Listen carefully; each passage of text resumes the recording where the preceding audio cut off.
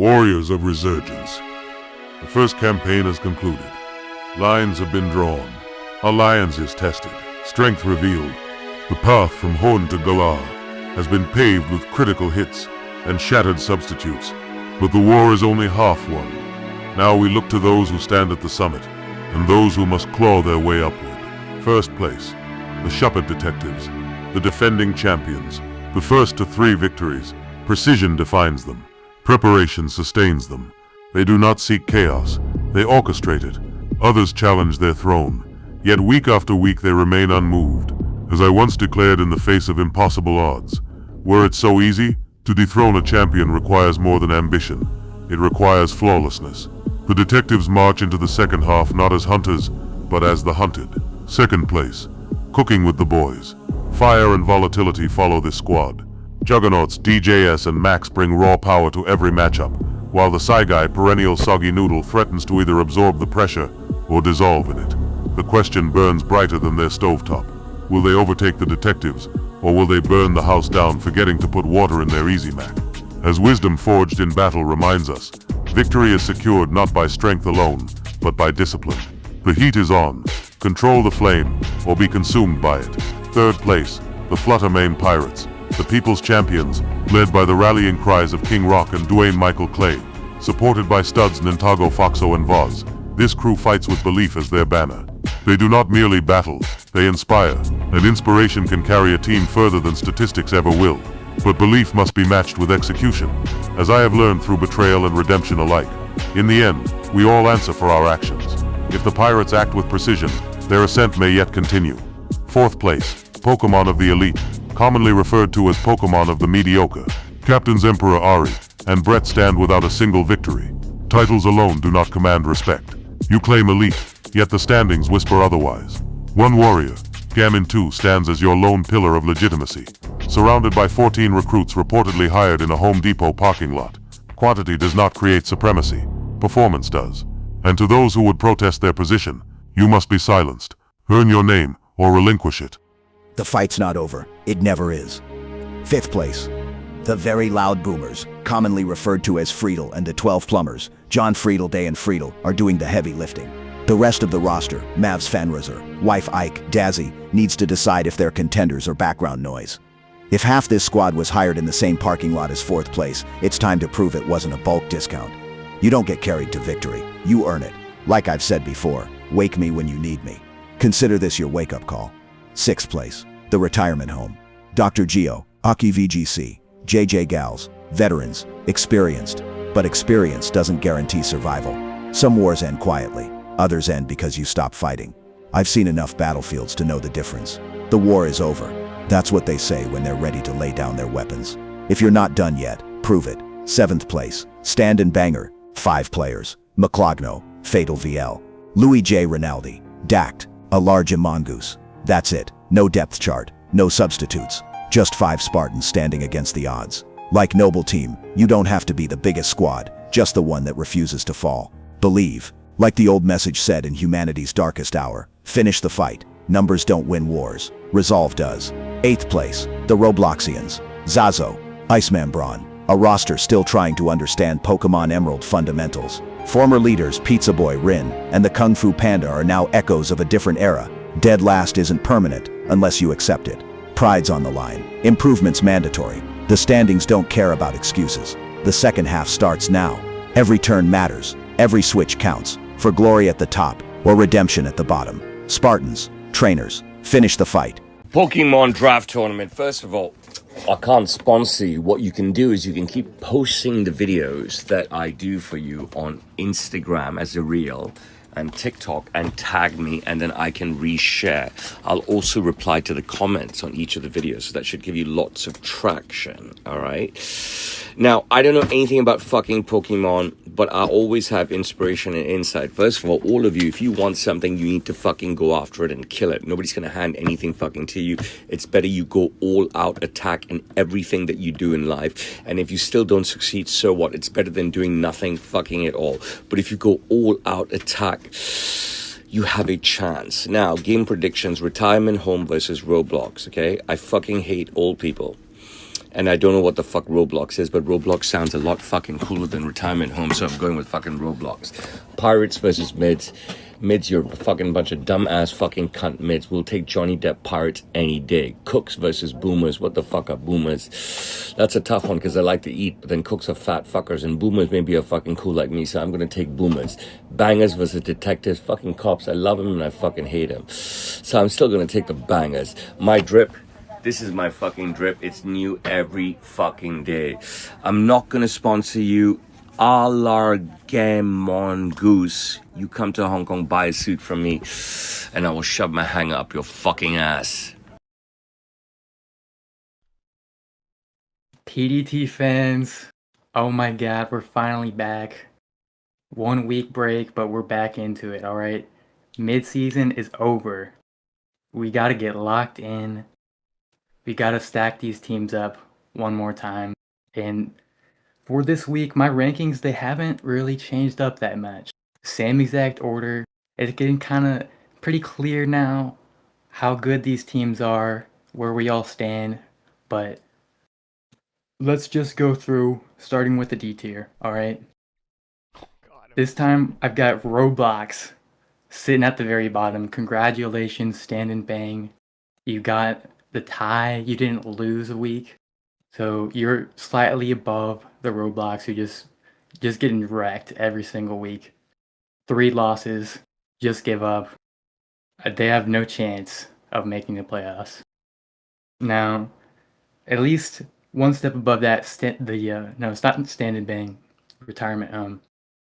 They were able to get a win against Stand and Bang in week 2, and maybe got a little bit ahead of ourselves, calling them maybe a better team than we thought. They just went right back into the loss column in the week 3. Unfortunate, but that's earned them a spot in the C tier. Next up, Pokemon of the Elite. This is a team I can't really hate on them too much because my team is kind of in the same boat as them with just 1 win, 1 tie, 1 loss each. So they're probably going to be fighting for that last playoff slot with us. So we'll see what they can do. Still looking pretty mid overall. But now for the top 3 teams, the pretty clear-cut playoffs contenders here. FMP, Stand and Bang. No, Stand and Bang's living rent-free in my head right now because they're so damn bad. They're cooking with the boys, and FMP in A tier. And then Shuppet Detectives on top. Undefeated, the title contenders. These guys are very clearly the favorites to win the whole damn thing at this point. After the very first week, where I put them in the damn D tier. But look, they earned it. They're looking like they're unstoppable right now. There's your S tier. But Freetle, go ahead and show me why you got the same exact rankings as me. So Roblox have accomplished fucking nothing. And no one on Roblox is actually accomplishing anything. So they're a very clear candidate for last place. Look at their records. They actually have a decent amount of variety with where their wins are coming from, but they're not getting many wins at all. But now if you look at Stand and Bang, they only have 5 players who are getting wins. And with a total of 10 wins, each player got 2. This is not a recipe for consistent success. It happened to work out that week 3, enough of those players won in the same, that enough of those winning players won for them not to lose 3-5. Now, I'm hearing this week, I've already got a win from an 0-3 player. So things might be turning around on it for them. We'll see. They're not out of the race just yet. Now, the retirement home is very much not quite out of the race. They kind of are, because they're kind of just ass. Gio is the only one on this team going positive. Actually, no, there's a 1-0 player. My bad. No, there's two. Oh my god, there's two 1-0 players. My bad, not my bad. But Gio's the only one picking up any slack here. So they really got to step up overall if they want to make it in. Now again, Pokemon. Now, as Freeday said, Pokemon Elite, similar boat to us. Like, they're decently consistent win slots. So I definitely don't think, I think it's definitely going to be tight competition between us and them. They've got, if you think about it, me and Gaming are equivalent. Freeday and Volty are equivalent, and Brett and Daisy are kind of equivalent. So we're basically mirror teams. Now, Flutter main Pirates. Flutter main Pirates just been very consistent. 2 ties and a good dub. I think if they can keep this up, they're a very clear playoff contender. Then, same with Cooking with the Boyz, just good, consistent results. We'll see if they'll be able to pull it off against us this week. But they should make playoffs for sure. Then I'd be shocked if somehow Shuppet Detectives didn't make it. They're undefeated. I don't know what their week 1 was, but that was their closest week. But they still won the week. Things going well for the Shuppets. All right, now on to Hello, gamers. Guil. It is I, Guil. I am a player for the Shuppet Detectives. So, for my power rankings, I have it the D tier. The only D tier team is the Roblox War Episode 5. And I mean, they're 0-3. They're not doing great, right? And I mean, they're 0-3, right? They still don't have a point. I think this team is firmly like down and out of playoff contention. They do have Zazo, right? I mean, Zazo is Zazo, but he's clearly not giving 100%. And having Zazo doesn't matter when the rest of your team is hot ass. There's been like a few like notable performances that like impressed me. Obviously, the Iceman beat my teammate Rage week 1. King Clyde against Rathmon week 2 was also a pretty good game, but there's not consistent performances from anyone. And this team, they may have the Iceman. There's no ice in this team's veins, okay? They opened 3-0 against us week 1. They lost 5 in a row. They lost 5 more in a row week 2 to the Boomers. And then they clawed a couple wins in, overtime with no way to actually feasibly catch up. So, incredible things. And from 3-2 up against Cooking with the Boyz, they couldn't close out a single game to salvage a point.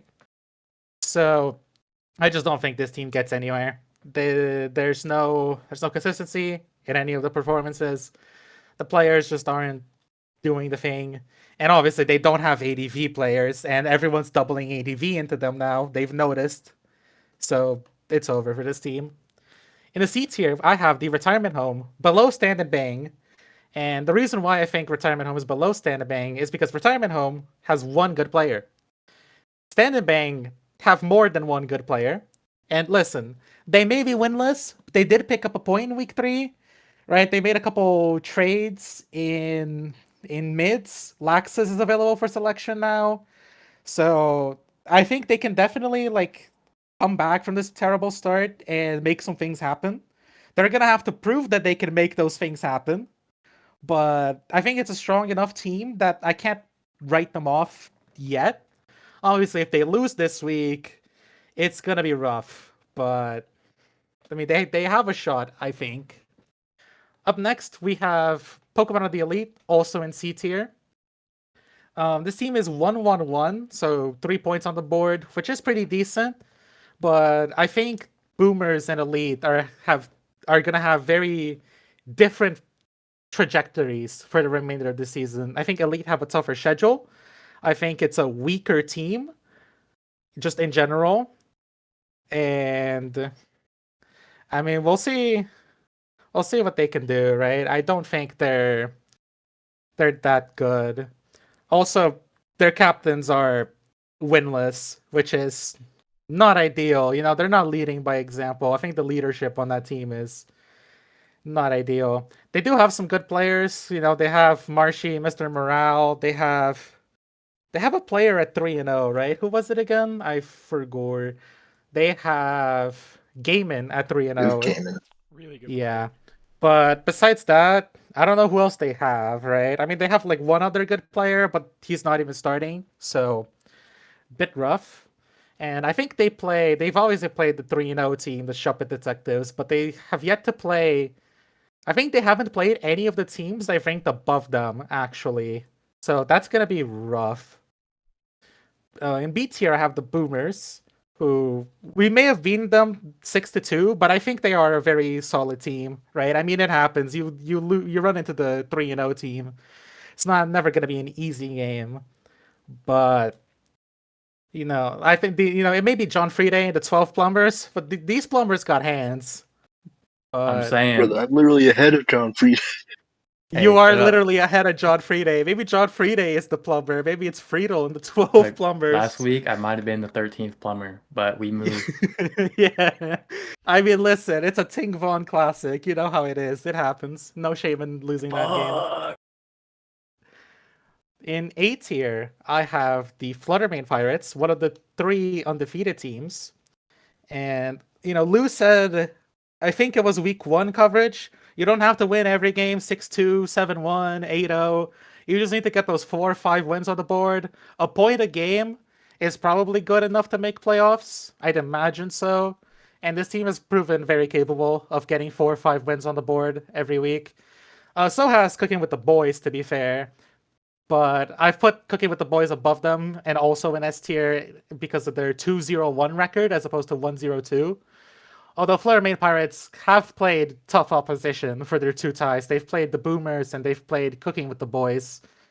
And, you know, those are very respectable results. And they get the wins. They're actually the only team with 2 3-0 players. Togo and King Rock is the other 3-0 team player, right? Yes. So I think both of these teams are pretty good. They have strong squads. They have strong depth. They have strong leadership. I mean, I think I would be surprised if either of these 2 teams miss playoffs. And then obviously I back my team who's 3-0 to make playoffs. And I also think that Boomers are in with a very good shout. But, you know, it's their playoff spot to lose in my mind because I don't think Elite's going to do too well. And it's going to be up to Stand and Bang to really lock in for this back half of the season. But with that being said, I'm going to pass the baton to Lou for his power rankings. Thank you. Very good analysis there, Guil. I just want to say, oh wow, it's going to be hard to top that. So in the first spot, no surprise, unanimous for everybody, not on this team, but the reigning champ, the Shuppet Detectives, who Stand and Bang just happened to be playing this week.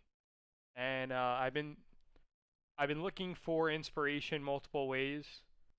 One way, you got Ric Flair once famously said, no, not once, like a million times, famously said, to be the man, you have to beat the man. And then he said a lot of stuff. He threw some articles of expensive clothing and dropped some elbows into a ring. And then I've also, I'm starting to get into Stoic philosophy and Marcus Aurelius. And this man existed in a time where, you know, just basically that song, like Let the Bodies Hit the Floor, was just playing around him at all times. Like he lost like 8 kids. There was a plague that killed like 5 or 6 million Romans. I don't even know how there was that many people on the planet at that time, but yeah, this guy steadied the ship. So all right, I'm going on a tangent. Shuppet Detectives, they're the only team that's 3-0 for every reason. They're warranting. They have the historic angle there as the reigning champs. Below that, I also have the Flutter Pirates in my second slot. Again, there's another team. The team in the third spot, Cooking with the Boyz, has more wins. In theory, it would be easy to make an angle there. But the feeling in the air when I think of the Flutter Pirates, and I think about this King Rock, this Dontavius Murray Clay team with such strong, scrappy leadership. I'm going to reveal something to you guys. So, it was never my plan to captain in this tour. But I had burger flippers like Don Platinum, and I think even the Go Gengar guy applied to be a captain. I don't know.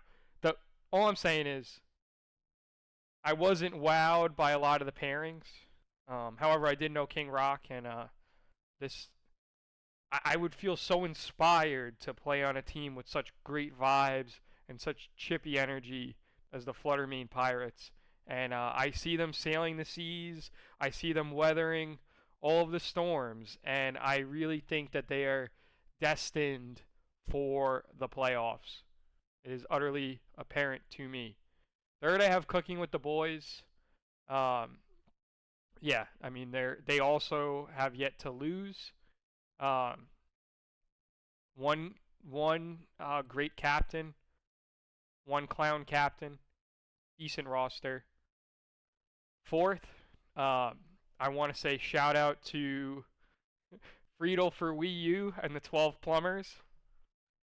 I'm sporting them tonight, assuming that they are a union company and they're not paying people like below a living wage. So yeah, I got them just barely projected to make the playoffs, but hey, that's playoffs. Fifth, I've got the retirement home. This might be a little dementia on my part for like kind of forgetting why I would have them there. I mean, they did beat Stand and Bang once upon a time. They also kind of got a little worse. They got a little better. So they lost Star Maiden, R.I.P., one of their better players, but they just weren't responding. So, yeah, unfortunately, she's no longer on the roster. But one thing that I did like was they traded for How the Tory, and I think that that's going to be a little bit better than they were prior. Now it starts to get rough, y'all. So you have Pokemon of the Elite. They're in a much better placement in the standings than the 6th spot, but to me, this team is just so uninspiring. Everybody else that's come up here has said these are like the most like either like hypocritical or like worst playing captains, this, that, or the other. They do have a couple good players, but it's just the energy around this team. If we're going off vibes, the vibe check just is not there. I also want to point out with the transactions, they refinanced on Heine, which was Freetle that sent you for a little bit of a loop. It was definitely interesting. Also, they went out and they got two more players. I think like Jake W, I want to say, is one. And then the other one was a Hades Avenger, Rathmon, Side Guy-esque disciple, the Inquisition. A mediocre player, not a bad player, but I don't know, doesn't really move the needle. So, I don't know, that's a team of players. They got a couple of good players, but it's just predominantly a team of filler. You know, when you go and buy food for your dog or cat, you're looking for a higher percentage of real ingredients, some nutrition. And I just don't see a lot of nutritious players on Pokemon of the Elite. And then on 7, or really in the 8 hole, because some would reckon Stand and Bang is either like, they're somewhere in this bottom half territory. But undisputably, in this 8 hole, we've got Roblox War Episode 5. So, bright spot, you've got Zazo is undefeated if you turn a blind eye to him trying to play ADV. And then you also have a 2-1 Iceman Brawn. So it feels like you still have one of the Mount Rushmores of the draft community, and then you have a young man, striving to make it in life in Iceman Brawn, and these two are rowing the boat, and they just got very heavy baggage. So how far are those two gonna row the boat? Kung Fu Panda, I barely know who you are. I question the leadership abilities. Rin, I like Rin. I don't know. I just don't. I'm not inspired. Yeah, it's just like clearly they're not getting to these players. Maybe Zazo should be the captain. I don't know. Maybe Zazo and Iceman Brawn. I think that would bring a greater good to the world. And this is definitely a time that we need some good in the world. All right. That segment, y'all, was only 21 minutes. God knows what the heck is coming on these yet to be filmed alargemongoose power rankings. Without further ado, we're going to get into the matchups. And now we've got the week 4 power rankings coming right to you. Ignore the schizophrenic ramblings above. At number 1, we have the Shuppet Detectives. Only team that's 3-0. It's hard to rank anybody above them, especially when the true number 1 team, not in results, but in ability and winning this tournament at the end, I'm not allowed to rank him. And now our celebrity guest picker for number 2, Cloudzyre. Cloudzyre has the Flutter Main Pirates at number 2. A good team, has performed well, and has a lot of good players. At number 3, we have the very loud Boomers with the Lando T believer, John Freeday. Pretty good team. And for number 4, we've got a fella who likes what these boys are cooking up, cooking with the boys. And of course, you get old fat-ass Snorlax picking it. At number 5, and I'm very quickly running out of plushies that are relevant at all, we have the retirement home. These old geezers have slowly climbed the ranks over the few weeks. I've got them making the playoffs, a little upset. At number 6, we have Pokemon of the Elite. Now here's the problem. Moneyball does not work in draft team tournaments. Brad Pitt isn't here to save you spending no money on anybody until it's too late. It doesn't work. It's about winning games, not getting on base. And then for our last celebrity picker, we have Timu Blastoise. He is of the same quality that the Roblox are. 99 cents, baby. All right, people. First series, we're going to run these predictions. Shuppet Detectives against Stand and Bang. Wow. So Stand and Bang just in a position where they have to win against the undefeated team. So we'll see how that goes. Usually I would list off who I think is going to win this series at the beginning, but this time let's just run through. Let's go through left to right. Let's see, build up some suspense, see what is actually going to happen. So ADV, starting off with the ADV game. Mongoose versus ACDC. This guy, I think he's, let me pull up the record real quick. They are 2-0. S is 2-0. Yeah. Oh my ADV. god, yeah, see, so now usually I think I gotta rework my formula here. The most expensive player is not winning these games. They're like always losing. The captains are always losing. So now we look at the records here.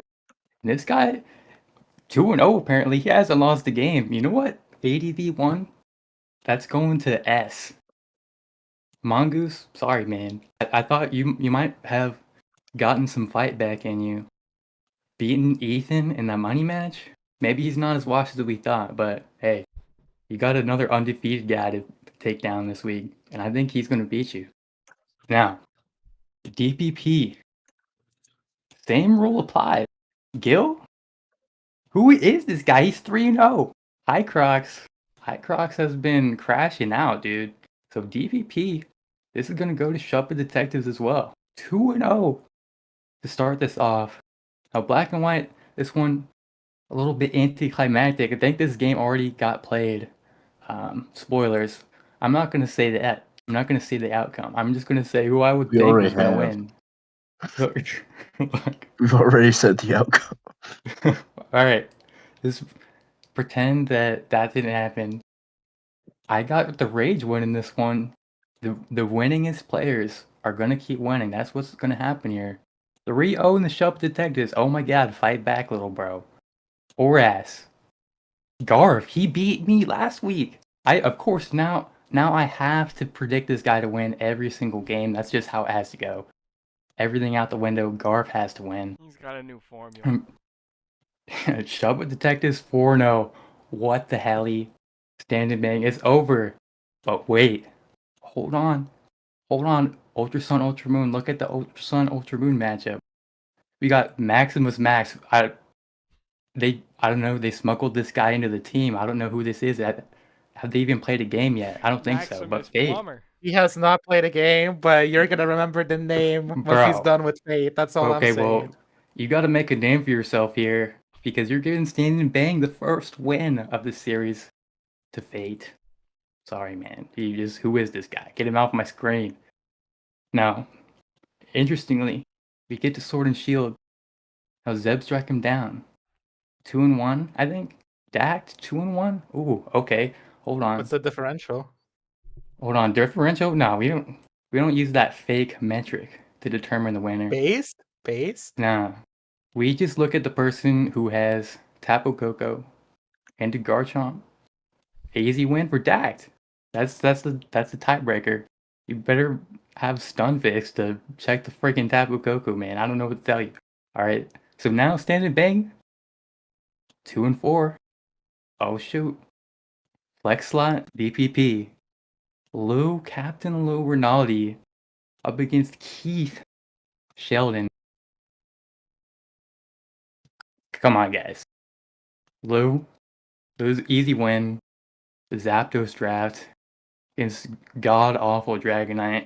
Dragonite just has to be the worst DPP Pokemon of all time against the best one, Zapdos. Against Captain piloted by Lou? Yeah, no, you're done. 3-4. Hold on, what? Stand and Bang? 3-4 against Shuppet Detectives, the best team? How? So now it all comes down to the final flex game, Black and White. Mickey Mouse Central, you're gonna put it all in Black and White. Why?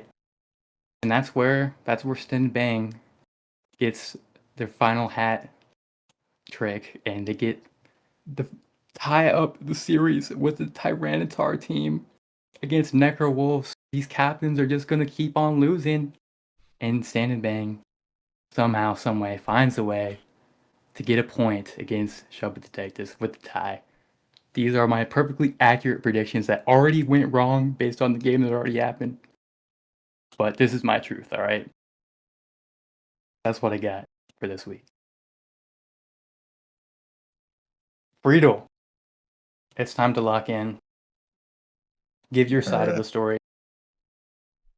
Now, we know my theory on fucking ADV draft.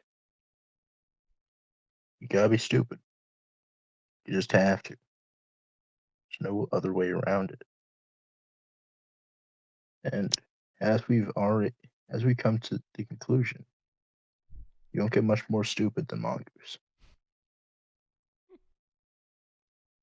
So, this is why I've got Mongoose taking the first game.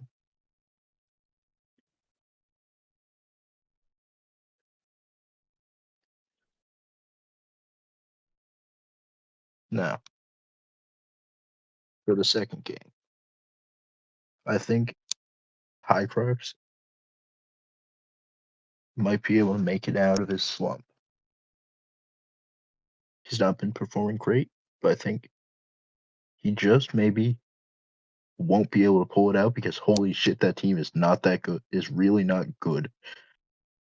He is getting touched by Infernape.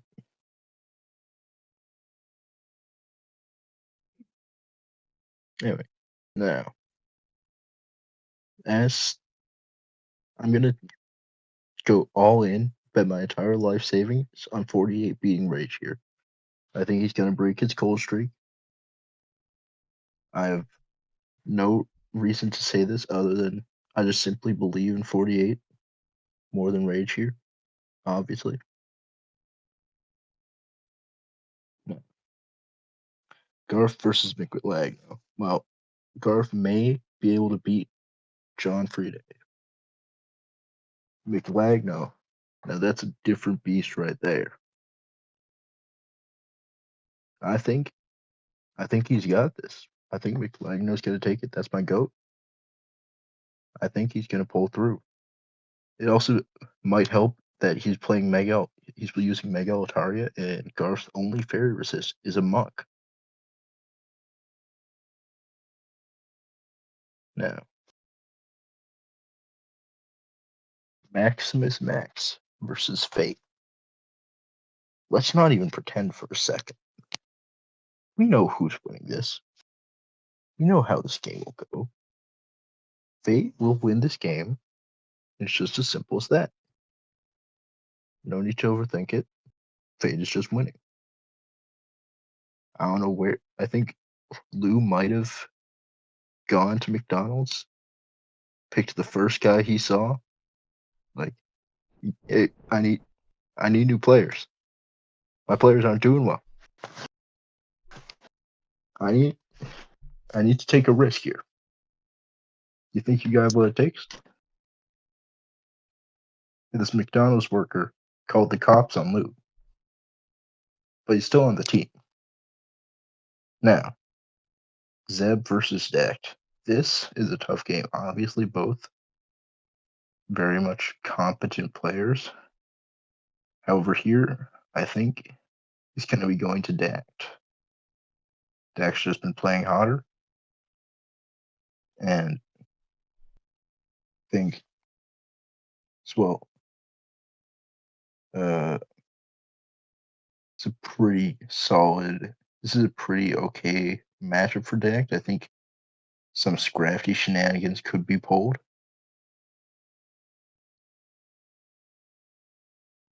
And I think he's just a slightly better player overall. Now, LouRinaldi versus Keith Sheldon. I mean, it's just free for Lou. It just is. He's got the classic LouRinaldi Zapdos team. They have something. The team is something for sure. Now, I think Lou is just overall a better player. Now, Laxus for their first game in versus Necrowolves. It's black and white, my strong suit. I think. Oh, I'm really not sure on this Sand team from Laxus here. It looks decent, but I don't think it's particularly strong, and I think I think it's gonna probably go to Necrowolves here.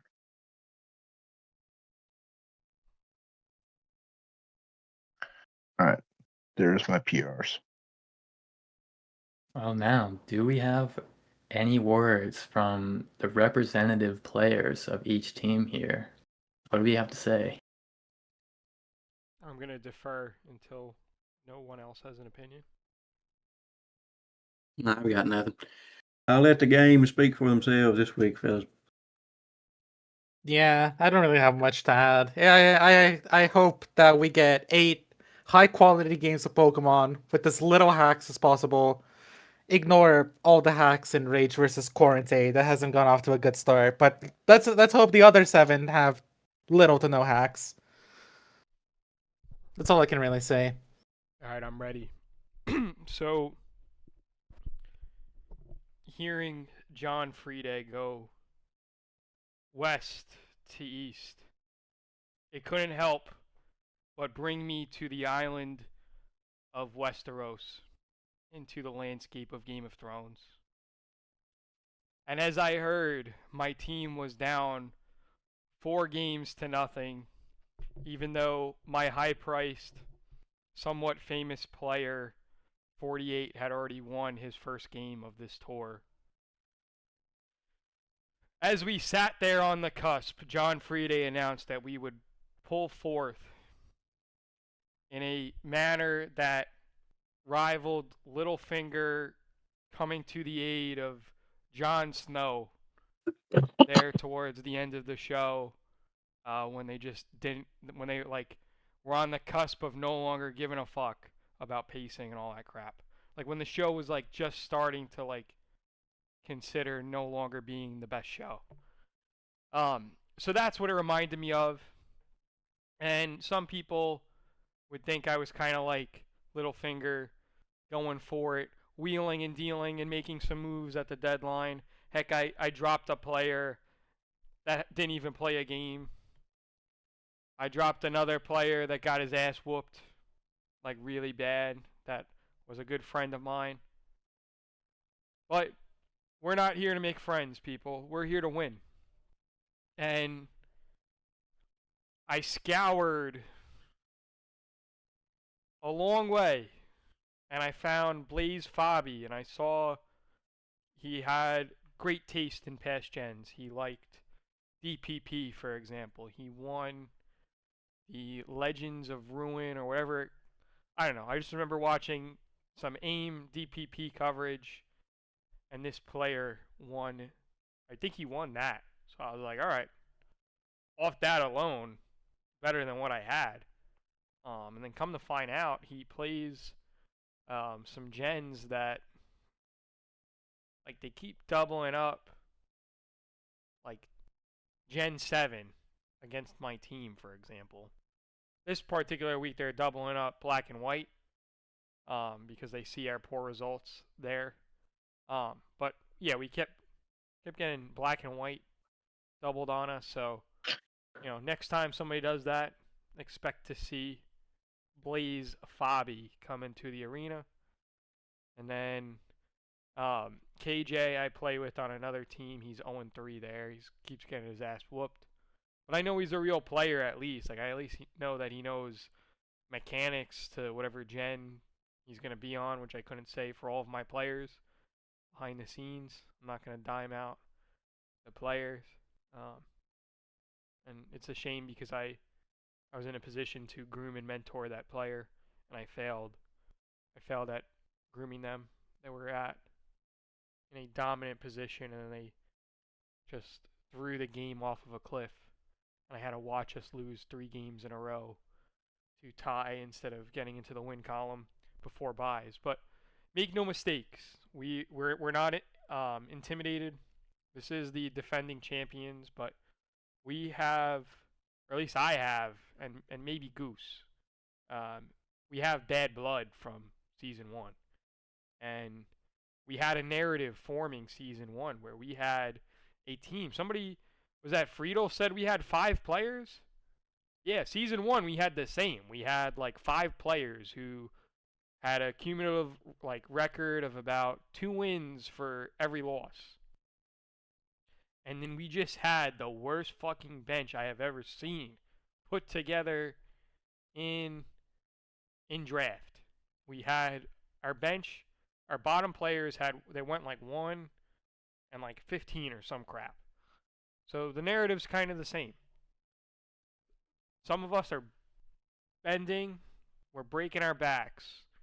But also riding in with Littlefinger was somebody I just won a championship with in Laxus. So known quantity. So between Laxus and Blaze Fabi, I feel like my ranks are back. And I think I'm going to get strong rebounds from High Crocs, 48, who's already back in the win column, and then another player who we didn't slot this week, but I still have a slight bit of confidence, is Cross Off. So stay ready, fellas. Get ready for another slot, and get ready to run the tables. That's all I got. And for our second matchup, we have the Cooks cooking with the boys versus the Very Loud Boomer. In the ADV slot, No Bull versus Charizard.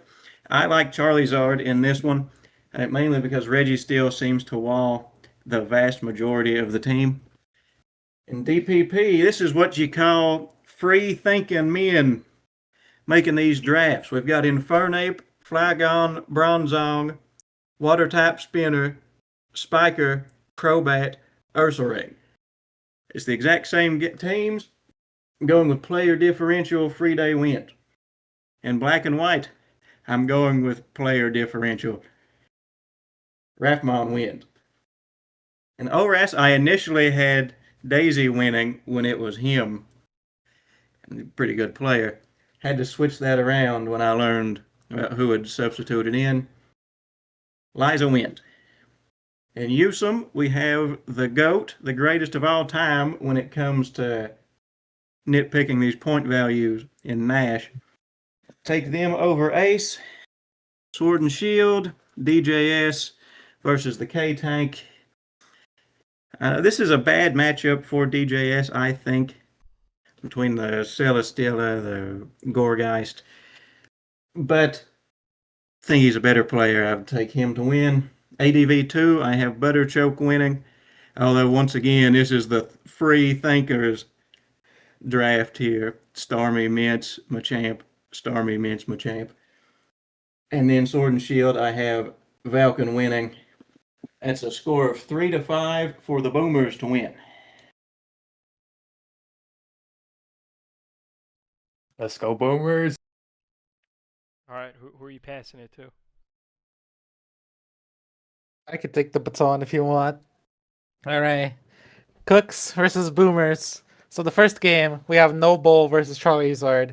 This game already happened, but if you want my fully unbiased prediction, I would predict No Bull to win. This Raikou looks kind of good. There is a Registeel, but the Registeel is going to have to beat like every Pokemon on this team, and I don't know if we can 1v6 like that. Up next, so-called free thinkers, when they have pick one in DPP, we got the Infernape, the Flygon, the Bronzong, the Water Spinner, the Spiker, the Crobat, the Ursaring, and the random Shitmon. But if you look past the matchup, you look at the players, Max 3-0 versus John Freeday, the most expensive player in the tour. This is going to be the game to watch in this fixture, I think. And I mean, it's a 3-0. It's John Freeday. It's a very tough call. And this could go either way. I'm gonna say that John Freeday is gonna end Max's undefeated streak and take this game. Up next, we have the side guy versus Rathmon. We got the two captains going at it. One of the captains is gonna win. You know, the last Boomers fixture, the captains didn't do so great. This time, one of them is guaranteed to win. And I don't know shit about black and white. I'm gonna give it to Raph, sure. If he plays a bit better than he did against me, he's gonna win. Next fixture, Liza versus Mamsfan Razor.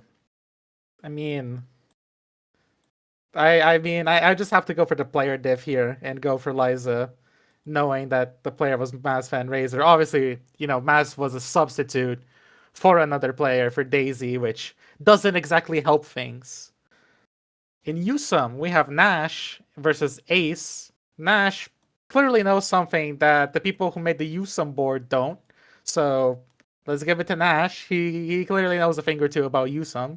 Gotta put some respect on him. DJS versus the K Tank. I don't know if you could player diff a matchup like this. But DJS is really good. If anyone could player diff a matchup like this, it's DJS, but I'm not so sure. So I'm gonna give this one to K Tank. Up here for Flex 1, we have ADV, Butterchoke versus Freetle for Wii U. Yet another so-called free thinkers. Starmie Mence, Machamp, Houndoom, a Volt Absorb Mon, a Spiker of some variety. Almost Star gets spikes in ADV, right? This is just a DPP thing. So No. Almost does have okay. spikes. Again, not an easy decision to call, but let's go with the choke being superior to the butter and Freetle taking this game. And up last, we have Bastion YG versus Valken. One of these players is French, one of these is not. So I'm going to predict Valken to win because he is not French. Which puts my predictions at...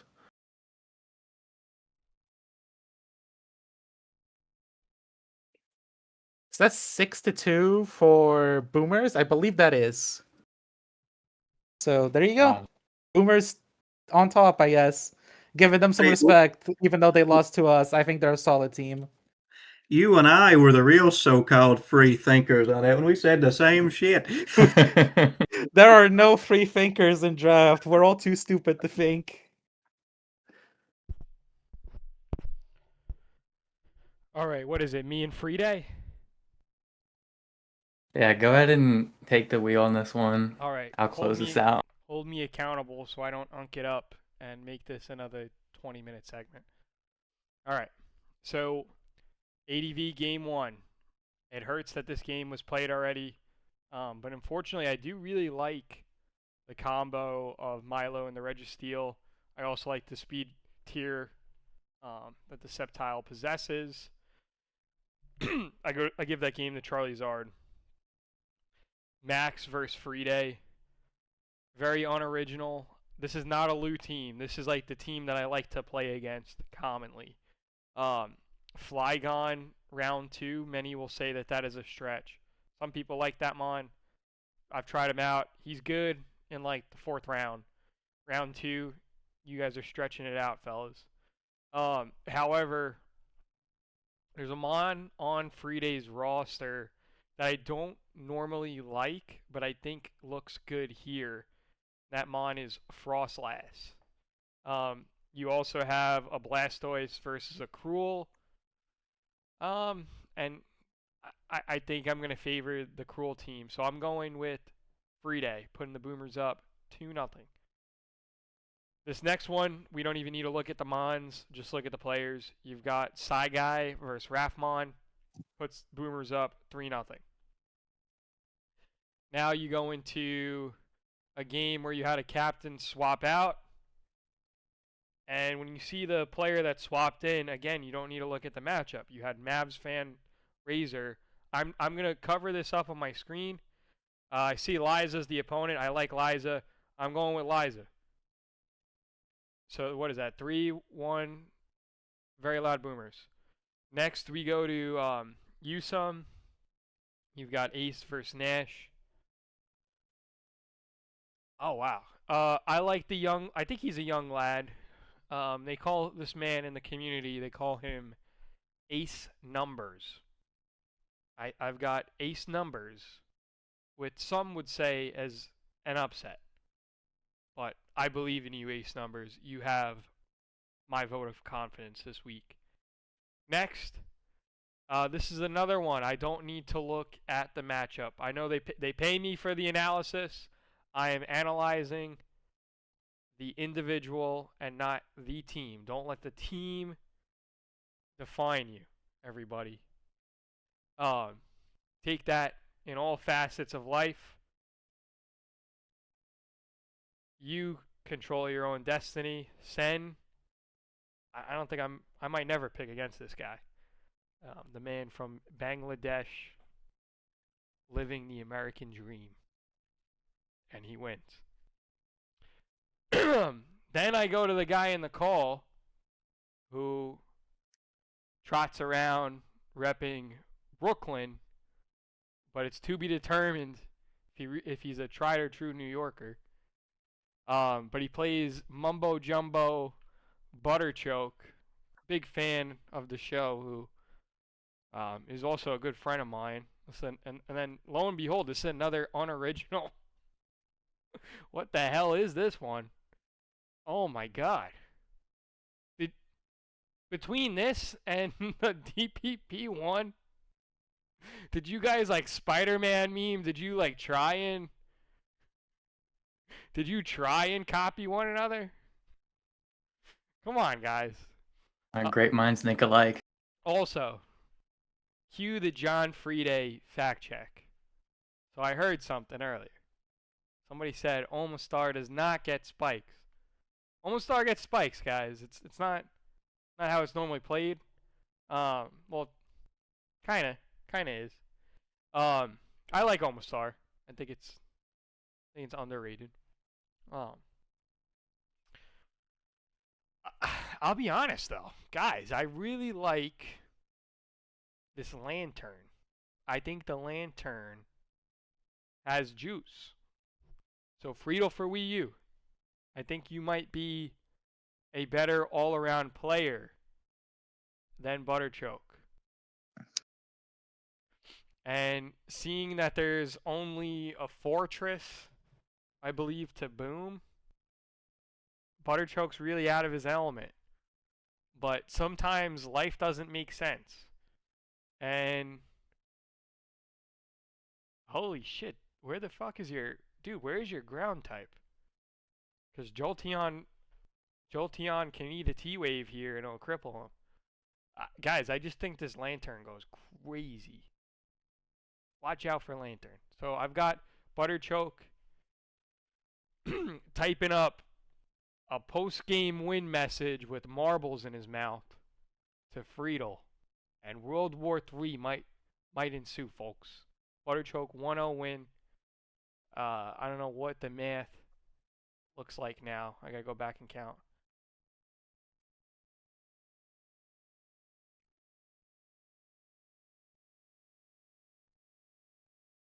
Holy crap, it's 4-3 cooking with the boys. Into the final game. Now we got a French guy versus a man from, I believe, the subcontinent. Based on the time zone. Oh, man. Can we stop drafting the same mons, fellas? I see the Mew rubber match. I'm looking for an angle. The Raikou looks good, but the Primarine... Oh, man. Alright, I'll be honest, guys. I'm going to pick against one of the players that I'm training up. I think Bastion's got matchup. So what does that leave us with? A tie? I thought you said it was 4-3.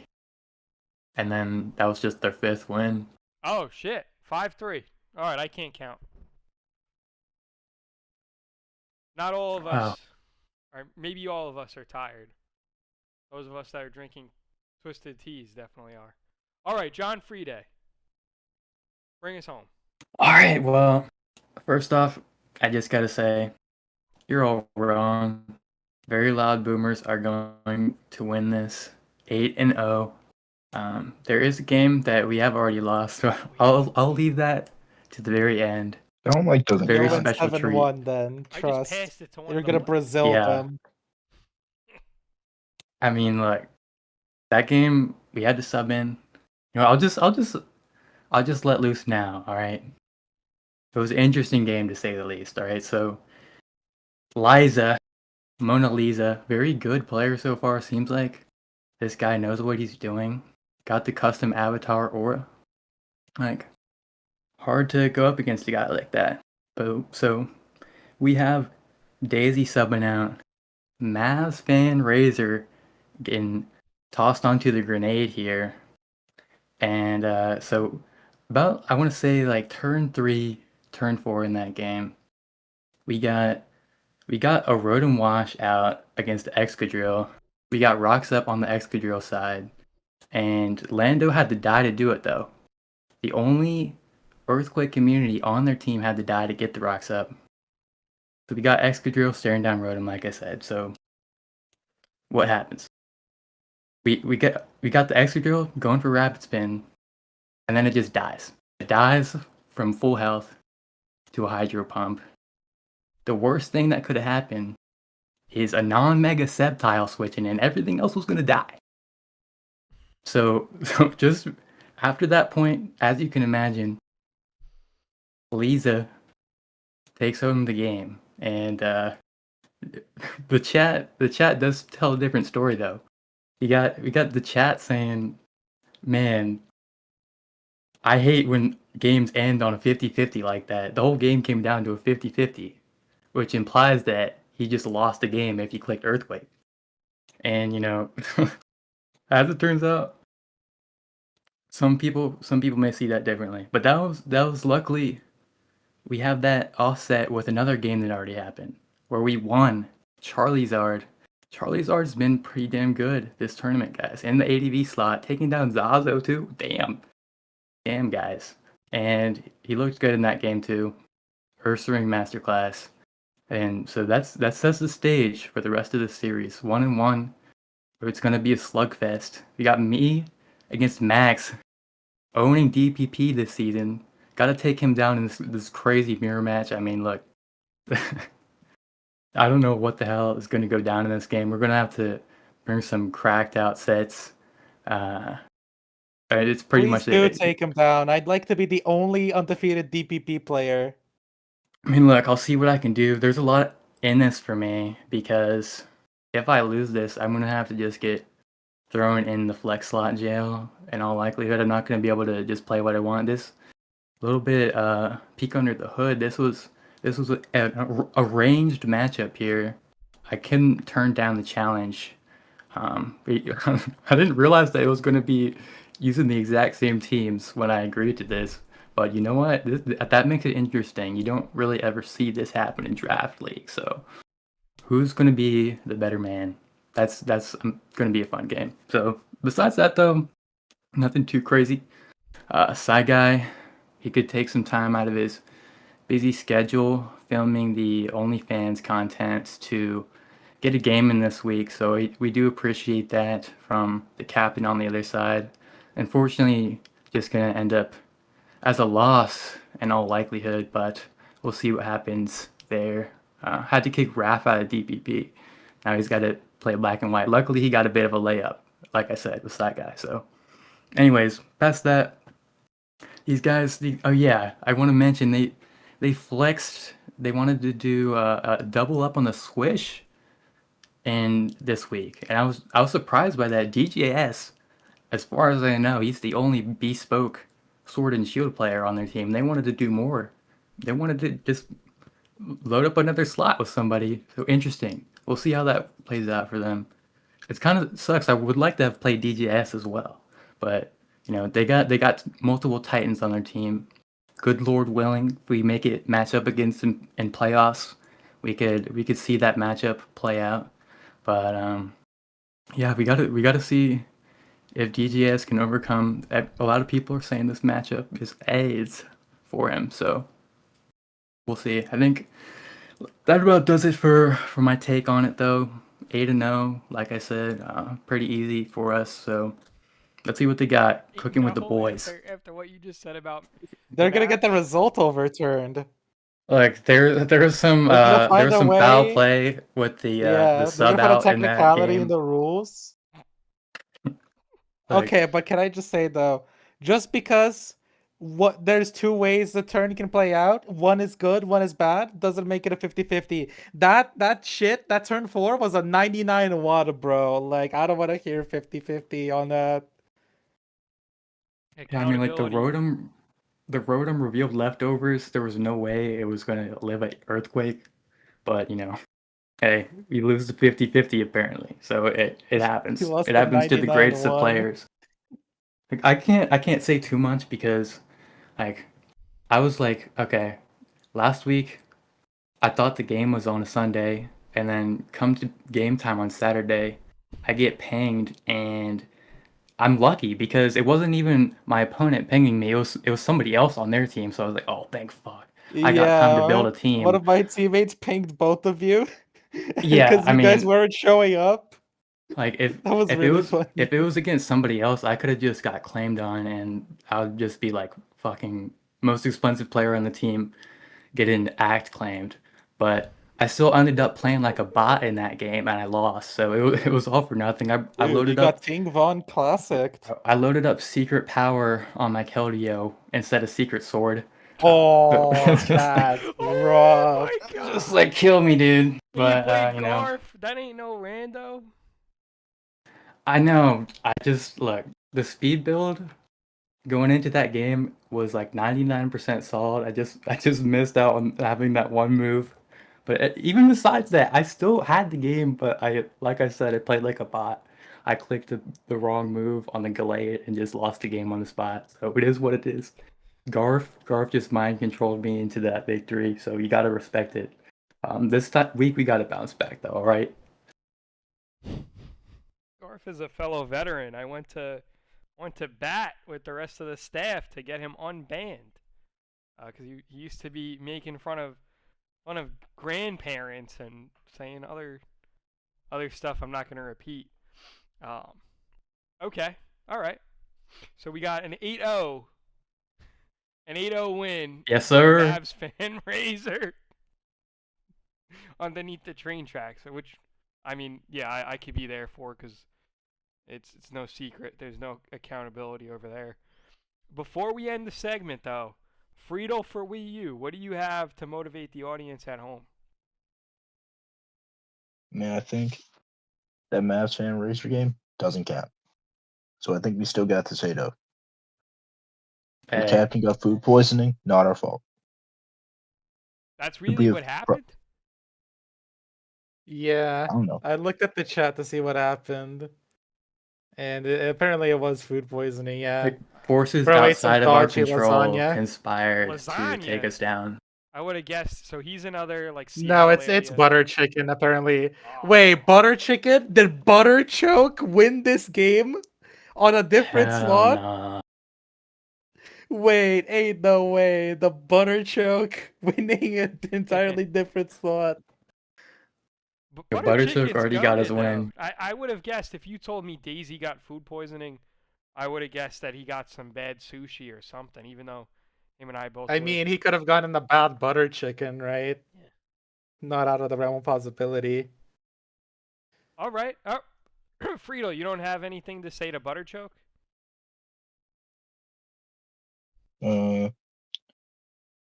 Butter choke? Please choke. I don't like this matchup. Please, buddy. Alrighty. I'm begging you. Also, let's comment a bit more on that Mavs game. He also switched to +3 Kangaskhan out of a fucking Latias.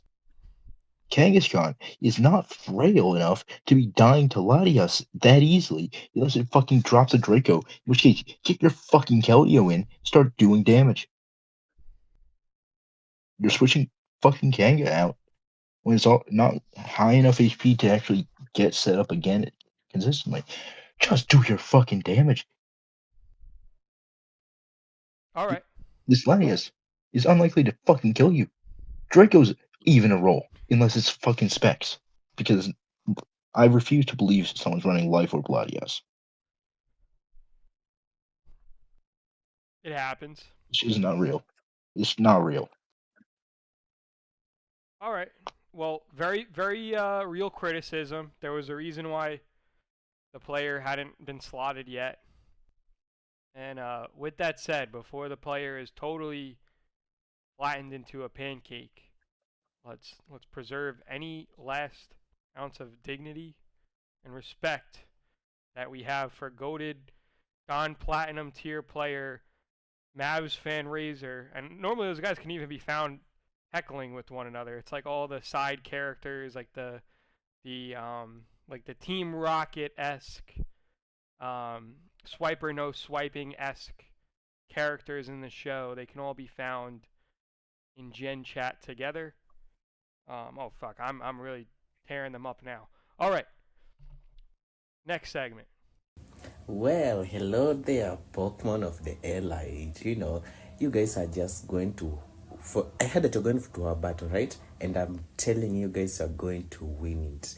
Trust me, you are going to win it. Many people are calling your team like Pokemon of the Elite, like the mediocre, Kodak Black, Christopher Columbus, and Bob Marley, So you guys are amazing, and I know when you come together, you're going to make something good. You're going to come out as winners. Winners, winners, winners.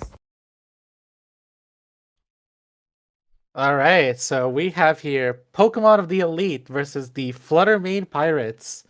Up first in ADV, we have Platonia playing against Nintago Foxo.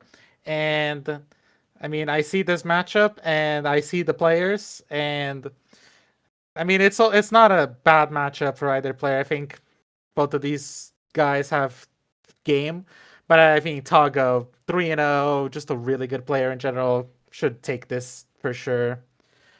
Next up, DPP, my gen. This is my domain. We have the Inquisition playing against Dialpo. And I'm just going to take a second. What is Elite doing in DPP? You have the best spin blocker in the game ever made that isn't like an Uber's, like Giratina Origin. You have 2 Rotom appliances. There's no spikes. There was spikes. This DPP2 had a Roserade, but they traded the Roserade away. So you have a spin blocker, and you have no hazards to spin block. And your team is fucking dog shit, bro. I had to play against like their DPP3. That team was ass. This team was a bit better. It's so much worse now. So I have to give it to Dialpo because their team is not complete dog shit. BW, we have Marshy, Mr. Morale, Brother Dog versus King Rock, who is the other 3-0 player on Flutter Main Pirates. Marshy is 2-0 as well, so 2 undefeated players going at it. We have a Sandry Uniclus team, we have a Jirachi and some guys.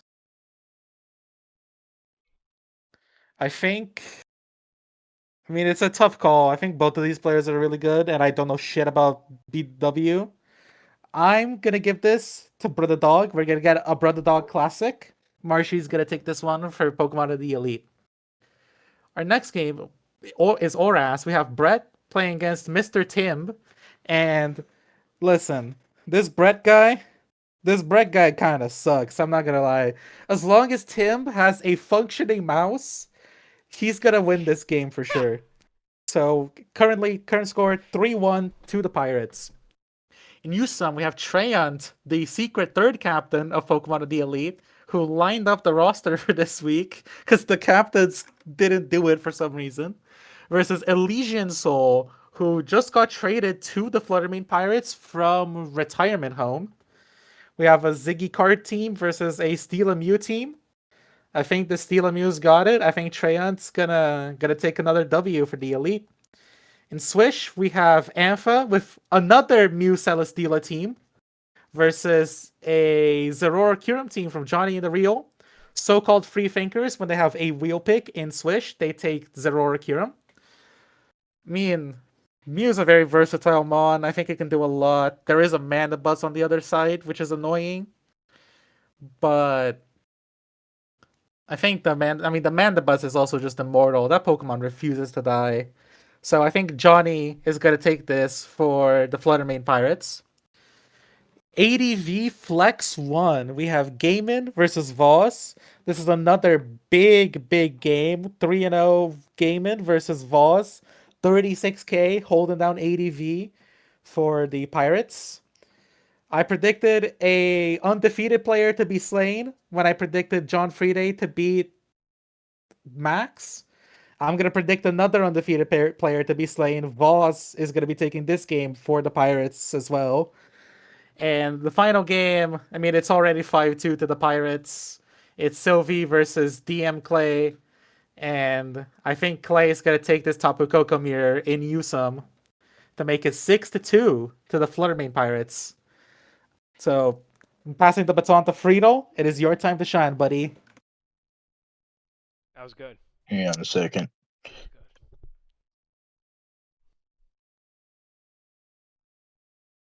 was good. Wrapping up a build. Yeah, we got Freetle He's building the mock mid still. mock build right now, but he's You gotta still respect showing it. up He's for the putting in the team coverage. support work. He's a hustler. If you take too damn long, I'm about to just roll in with mine. You can, sure. If you want. Okay. Well, that was easy. Oh my god. All right. So, all right, my turn. I'm running the show now. All right. Shut up and listen. Florida Main Pirates. Oh my god. My favorite team. That's not my own. And then Pokemon of the Elite. Kind of trash, not gonna lie. But maybe these predictions tell a different story. Let's see. I like building up the storyline now. I'm changing up the formula here. So it all comes down to the records, like I said, and they make it easy, Florida Main Pirates, to abide by that. With Tago 3-0, I mean, no question here. Platt, he has some ball knowledge and ADV, but I don't think it's gonna be enough.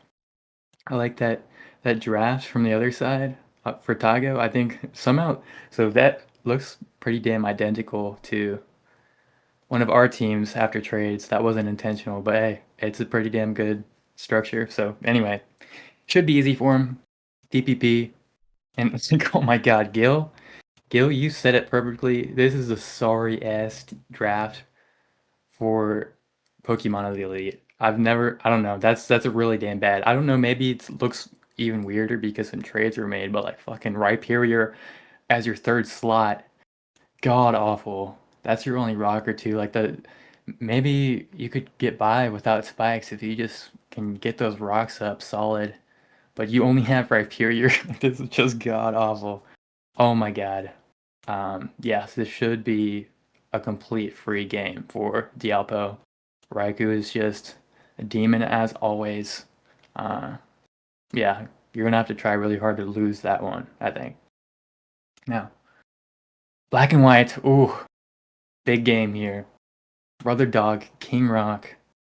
One of the best players in Black and White in this tournament, I'd say. Just based on how the games have gone. Now, King Rock, I think he's been rolling with a Garchomp team up until this point. He let that sit. He let the trusty Garchomp go. I think that may be his downfall here this time. I'm not going to lie. Because look at Kyurem and look for the Ice Resist. It's the stupid 1-point Frillish. Like, that may prove to be disastrous. He has broken Terrakion here. Like, as always, these Black and White games, Mickey Mouse Clubhouse, everybody just has broken shit and is just like ramming heads into each other and seeing what comes out on top. So I think he might be able to have some odds to win this one. He's still 3-0 King Rock, you know, but Marshy has my prediction. First game of the series going to Pokemon of the Elite. Other two, Flutter Main Pirates. So, Ores. Mr. Tim, New York, up against Brett. And I mean, Brett, he's got something to prove. He's not taken home any wins so far. As the captain of the team, he's come under a lot of slack in this video alone. But for that reason, I gotta vote against him. I think Mr. Tim's like random guy showing up with a 2-1 record. Oh, keep it up. Keep it up against Brett. I think he can do it. Loss was an act. Wow. Yeah, he had to drive to Best Buy to like buy a new mouse because this one was broken and he couldn't buy one in time to play Kizu. So he got the forfeit loss there. Yeah, that was a hell of a story, guys. So when the world doesn't conspire against Mr. Tim to not be able to show up to the game, he's been able to get it done very easily. So I just hope he bought 2 mice when he went to Best Buy.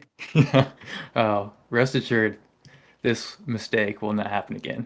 But Mr. Tim, going 3-1 against Pokemon of the Elite. Oh, Ultra Sun, Ultra Moon. We got Trant against a no-name Elysian Soul 222. Guys, something tells me that this person, I mean, Flutter main pirates, we who knows what they got in store for us here with this random guy. I mean, they got the leadership, the captainship to maybe boost this guy up. I mean, Treyant isn't like a titan in the arena or anything, but I'm still picking him to win this one. Pokemon of the Elite getting another win.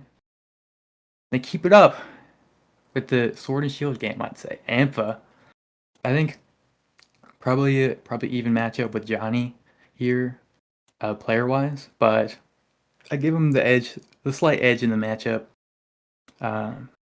He's got the Muse. I mean, he does have the Mandibuzz, like Guil said, pretty annoying, but I think he should be able to get past that. I think both sides they got some good tools, but that'll be an interesting game. Kind of both middle of the road players for each team going at it in a pretty even matchup, so should be a good one. I got Ampha though, just based off vibes really. I think that one could go either way. And so on to a flex slot, ADV. So this is where things get interesting. Gaiman up 3-0, but I don't think he has been on the sticks for ADV so far. Correct me if I'm wrong, but He has played Usum every week until this point. yeah. Yes. So fuck, this is getting interesting now, and he's up against Voss. So to get your first time in ADV, like not his first time playing ADV, obviously, but of this tournament. I don't know. I think that may come to backfire as well. I think Voss. I love the Voss draft. That is just like a good looking team. Now, not the greatest matchup against Skarmory Gengar with your Snorlax. You can still craft a set that beats those guys because he's just broken. But I don't know. This one's tough. But I'm gonna give it to Voss. I think he's got to just be the better player in ADV. Gaiman is definitely gonna put up a fight. He's got some things in the matchup that I like, but Vaz, I think he's got this one. In the last game, so Daniel Clay, just got the better record against Sylvian. Got to be the better player. That simple as that. DM Clay, getting what is this? I didn't even count, but I want to say this is like 5-3. That sounds right. Either way, FMP is winning this. I don't care who wins, who loses. They get the win at the end of the day. That's what matters. Mongoose, if you're still awake, please show us what you got. So for ADV, Platt versus Ninjago, this is just an awful matchup for Platt. I think Zapdos by itself, Zapdos and Registeel alone, I think could just win this game. Unfortunately, I'd bring Thunderbolt, Hidden Power, Ice, Thunder Wave, Toxic all day. So I'm giving it to Ninjago. Platt's good. I'll not stand for any Platt hate here. Anybody hating on the sidelines, but he's going to lose this game, unfortunately. DPP, very similar. This is an awful matchup for Pokemon of the Elite. I can't think of a worse matchup other than the one we just talked about before. The great spin blocker, no spikes. Sand is really going to eat into very little to nothing to counter Raikou. Delpo wins. In black and white, I've got Marshy.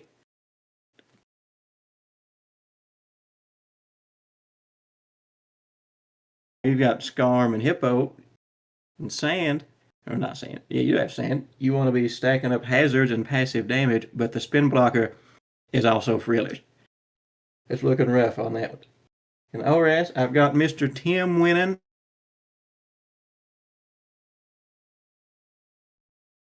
The 20th Lantern, which is in Usum, I have Treyant beating Elysian Soul when I see on one team Celesteela and on the other team Kartana, Mega Pidgeot, Tapu Bulu, Nidoqueen. That's rough. It's rough when half your team gets walled by a single mob. Sword and Shield, I've got Johnny in the Real taking this one. I think this is a pretty even matchup. I don't know either player very well. So Johnny and the Real is getting my lean due to having a great night. ADV2, I've got Gaiman winning this one. I know Vaz has an incredible draft. Snorlax, Dragonite, Regirock, Blastoise is completely insane. But I think Gaiman has the kind of draft that kind of counters it a little bit. You have Skarmgar, Executor for the Alakazam. Kangaskhan just spams Body Slam on everything. I think it's going to be a close one, probably the closest matchup, but I've got to give the matchup lean to Gaiman. Two great players, lean that one. And then in Newsom, I have Sylvie over DJ Clay. That's a 4-4 tie. Bring us home, Lou. Okay. All right, unfortunately, I do have maybe not Platonia shade, but Platonia is no Nintago Foxo. Also, Nintago Foxo has the better team. I think that team up top has an identity crisis, and Fluttermane Pirates have pulled away from the coast 1-0. You know, initially I had Dialpo winning. I actually really do like the combo of Tyranitar and Raikou, and I've seen that this combo is starting to be more and more common. And I've definitely piloted it a couple of times. It's decent. However, you know, while everybody was giving their takes, I did see some way or another an angle for the Inquisition to pull this game out of nowhere. So Weavile, yeah, not as good as it is in like ORAS. But I think it's got the juice. It still has low kick. It still has some kind of ice coverage, even if it's like ice punch. I think it's good. I think it's good, folks. Yeah, the team sucks. I think we're seeing a reoccurring theme with Pokemon of the Elite. I think that this was evident by their captains not having any wins, and you know there's really no quality control with these builds. They're really bad. I was gonna lead off with an analogy, and some might cancel me for a 40-second time for this analogy, but you know, here in the United States, one of our institutions you can find in most towns is this place called the Home Depot. And outside of the Home Depot, you can find manual labor for below a living wage.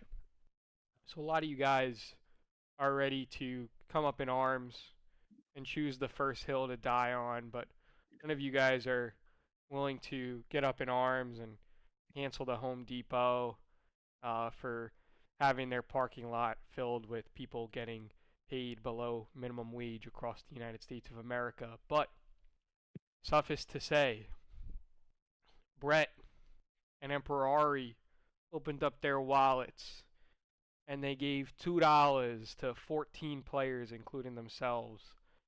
So maybe Gaiman got $3, and maybe Marshy got $2.50, and then he chose to cancel unless he got $2.51. Maybe that's how it went, folks. But they got a lot of mediocre players, and then Marshy and Gaiman. I like Trey too, but not enough to save this team. All right. All that to say, I'm only into the third game here. All right, you got Marshy versus King Rock. Now, Marshy just cancered in Frost. Fierce Flamethrower offered my team with one of Marshy's real-world friends in Dawn Mist. And that the trade offer that this team wanted was 6K Marshy for like 18K LouRinaldi. And thank God my captain said, I am not doing that trade. And we promptly saw a Marshy crash out. Not of epic proportions. This has happened from time to time. But since Marshy built back up their reputation, it was a little bit surprising, especially because the team that Marshy was on had been doing so great in the tournament. Now, Marshy is playing one of my favorite captains in this pool, King Rock. And even though I just went on this long-winded speech, and even though I do really like King Rock, I'm actually going to go with Marshy here. So we have 2-1 Pokemon of the Elite. They're really Pokemon of the mediocre, but somehow they're at 2-1 so far. Then we go to Bredibus, Philly guy, even though I think he hangs out around like Cherry Hills, New Jersey, which, if any of you guys are really in the know, that's a very bougie, very like Real Housewives of New Jersey-esque part of New Jersey. Like, these people just live in a fairy tale. Yeah, so, and even then, that's like a New York part of Jersey. That ain't a Philly part of Jersey. Like, that's like one of the best malls you're ever going to find. That's like a Paul Blart Mall Cop mall. All right, but I don't even need to look at this one. Brett's going to 0-4, and then Brett, you got 14 players. If you're 0-3, 0-4, maybe you should give one of these Home Depot workers that you're paying for $2. You're not even paying your players, Brett. Maybe you should give them an opportunity. How about that? All right. We've got, what is it, 2-2? It's 2-2. We're halfway through. Elysian Soul is an underrated player, but you're running into Trey Hunt, and Trey won with this team last time out. He loaded up like one attack move on all of these mons, and then he loaded up like Protect Sub. Elysian Soul, like, just forfeit the game. Trey Hunt's gonna do something so cheesy and win this game.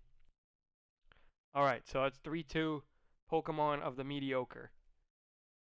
Next up, this is a matchup that I really like for Johnny and the Real. So I got it being tied 3-3. Now, this is a matchup worth giving analysis for. You got two Titans in this land space, is the way people are describing it. You've got Game 2, who has been mostly playing Usum. I like Gaiman because I'm a DPP player, and Gaiman's a phenomenal DPP player. But here he's on the 6 for ADV. Goose glazed this team. I think this team is okay. It's a round 2 Gengar, guys. We literally had Gengar drop down. No, he was glazing the other team. Oh, yeah, he was. But how did he still pick a round 1 Skarmory? What is this, like 4 years ago? Round 1 Skarmory? Oh, okay. All right. Round 2 Gengar? Go Gengar? No, this is a mediocre team, my eyes. Look at this, like, Superman, do nothing. Callus narrates would say this is a do nothing team. I love Callus narrates. I would march to the end of the ADV community with Callus narrates. Another man that keeps getting canceled. And I know what team Callus narrates would pick. Look 2 slots down. You've got a Dragonite. Every time I load a game with Dragonite, I name it Callus in his honor. And then Snorlax, who went from being like 5th, 6th, sometimes the 7th overall pick to the unquestionable, not unquestionable, but the normal number 1 overall of late, especially after Sleepy won trotting out those NASCAR Snorlax sets. Yeah, I really think it's a phenomenal top 4 that's already been brought out, but if you drop down to 5, look at the speed control here. You've got Alakazam. Every time Alakazam's coming in, it's got the jump. Who's gonna run the Salic Berry to get the jump on Zam? And then, even if you do it, if you use that tech too early, Vaz has the bulk. He has the bulk to make up for it. You might even see something like a Heal Bell D-Knight, because Gaiman's going to do something like Willow everything that comes in with a pulse. So I really like the Heal Bell D-Knight here. I think it's going to be a close game, folks, but I can't sit here with a straight face. I love both of these players, but I can't sit here with a straight face and not pick Vaz. All right.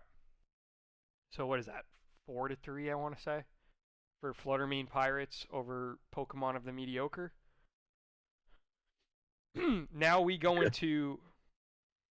I wanted to do like a antiquity theme here with DM Clay. I'm gonna go with Diocletian Marathon Clay 44 versus Sylveon. I used to be a Sylveon fan, but I don't know. They're like the Brooks Y of Usum. I see them in like 10 different Usum slots and team tours and like Usum leagues right now, and they just keep getting their ass beat, as Freetle for Wii U would say. So I got the Flutter Main Pirates sailing the seas to a Week 4 W. And with that said, Freetle for Wii U, hopefully you have all of your teams built. I don't know why you're working a Home Depot below minimum wage here on the mocks. Apparently you've not been listening to my content of having standards and not mocking all of these people, even though the community in multiple servers says I don't prep, and they're right. I don't prep. I just win. All right, take it, Freetle. I mean, I'm mocking the team I'm captaining, bro. It's only recent. Oh, wait, no. Frogs?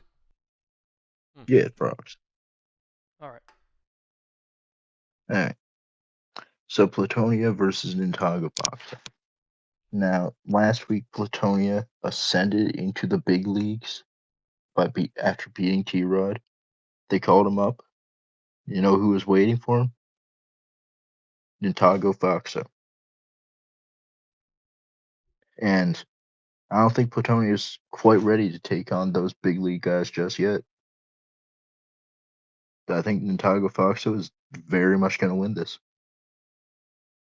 Got a better team as well. Just not good for Platonia here. I think he's player diff, team diff. Maybe he can get lucky. Now, DPP1. The Inquisition versus Dialpo. Not too familiar with the Inquisition. Dialpo, I tend to think is kind of shit. So, I'm thinking overall this might be leaning towards a shaky Inquisition victory. Now it's 1-1. Marshy versus King Drock. Now Marshy, I think Marshy definitely has a slight matchup advantage. That Conk is going to go crazy. I think like a Guts Conk with like Mach Facade can just cook here. Then it's like Raikou, also pretty good. Kyurem, really fucking good. I think Marshy's going to pull it off here. Brett, the winless Brett versus Mr. Tim 88. Now, assuming God does not actively step in and prevent Mr. Tim from playing the game, I think he's got a favorable matchup. I think he's likely to pull this off against Brett.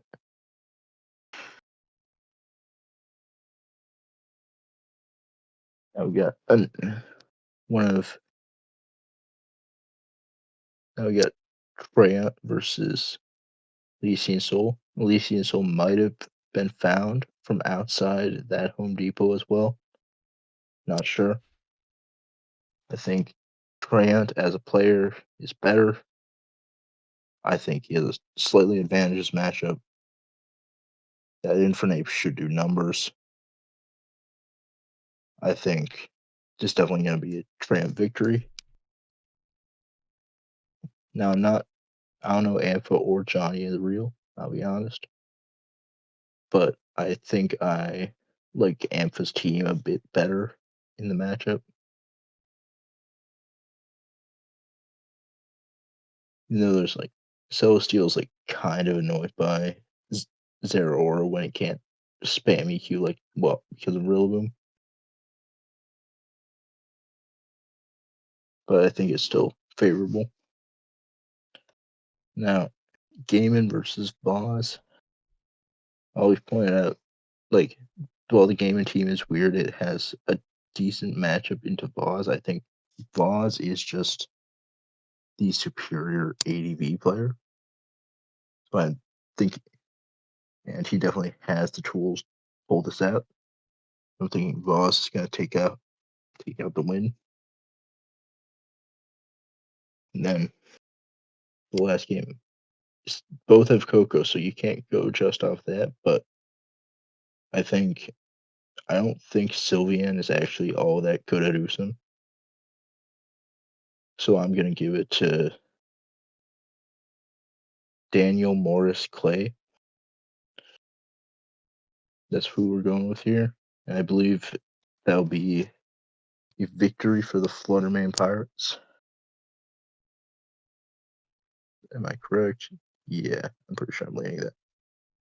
Oh yeah, 6-2. The people are very big on the Flutter main Pirates. On to the last segment. Breaking news in Roblox War Episode 5. Roblox War Pokemon Team Searching for ADV Draft Player. Published by Pizza Boy, Rain, and Kung Fu Panda. Sources say that team is hunting for the perfect ADV specialist, and honestly, the ratios will pay the format. As the Odyssey reminds us, there is time for many words, and there is the time for Teriso to loud up ADV. Because when opponents face him, they think like 50 shades of grey and 50 shades of messed up. And when he wins straight, Dora the Explorer energy. We did it! Yay! ADV is calling. Kung Fu Panda 4 versus Brooks Y. Two guys who are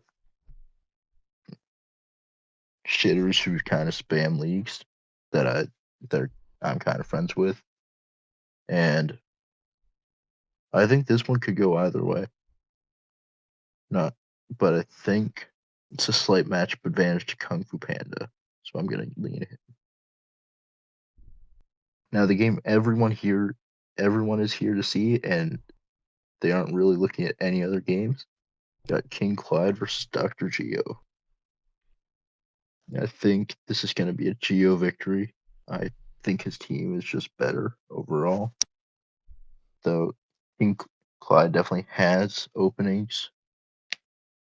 If he can pressure Nidoqueen, Jolteon's going to go off, I think. It's going to be a good game.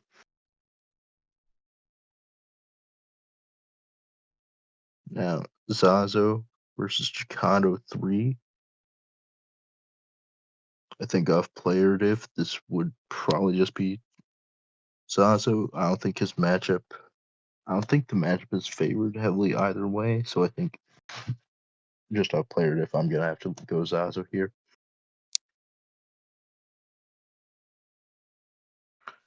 Now, Teriso versus Aki. So, looking at this, there's like a little bit of team mirroring going on, just a little. But I think overall, I think it's a slight matchup advantage for Chorizo, but I think Aki is a slightly better player. This one could also go either way. I'm gonna lean Chorizo on this one. Usam 1. Siku versus Monkey. I think this is probably going to go to Siku. Gallade looks very strong here. So does Feeny and Thundy. Yeah, just a bit. Now Rin versus Dawson. Rin's just a better player. They've got the same top two. I think Rin probably just pulls this out through skill differential. Even though the crook looks nice to have here, I don't think it's saving him. Braun versus Hal. ADV. Well, I think I'm leaning Braun to win this game. I think his team's a bit better, and I think he's a bit better of a player.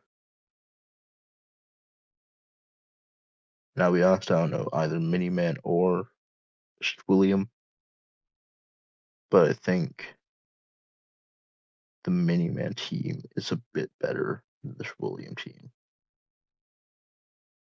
All right. We'll pass it on to I don't remember who's next. Whatever. Pass it to me. I'll catch it. So, Roblox War, retirement home. If anybody's still awake for the video, this is time to enter your first phase of sleep, as alargemongoose did while he was making the picks for this. But either way, here we are.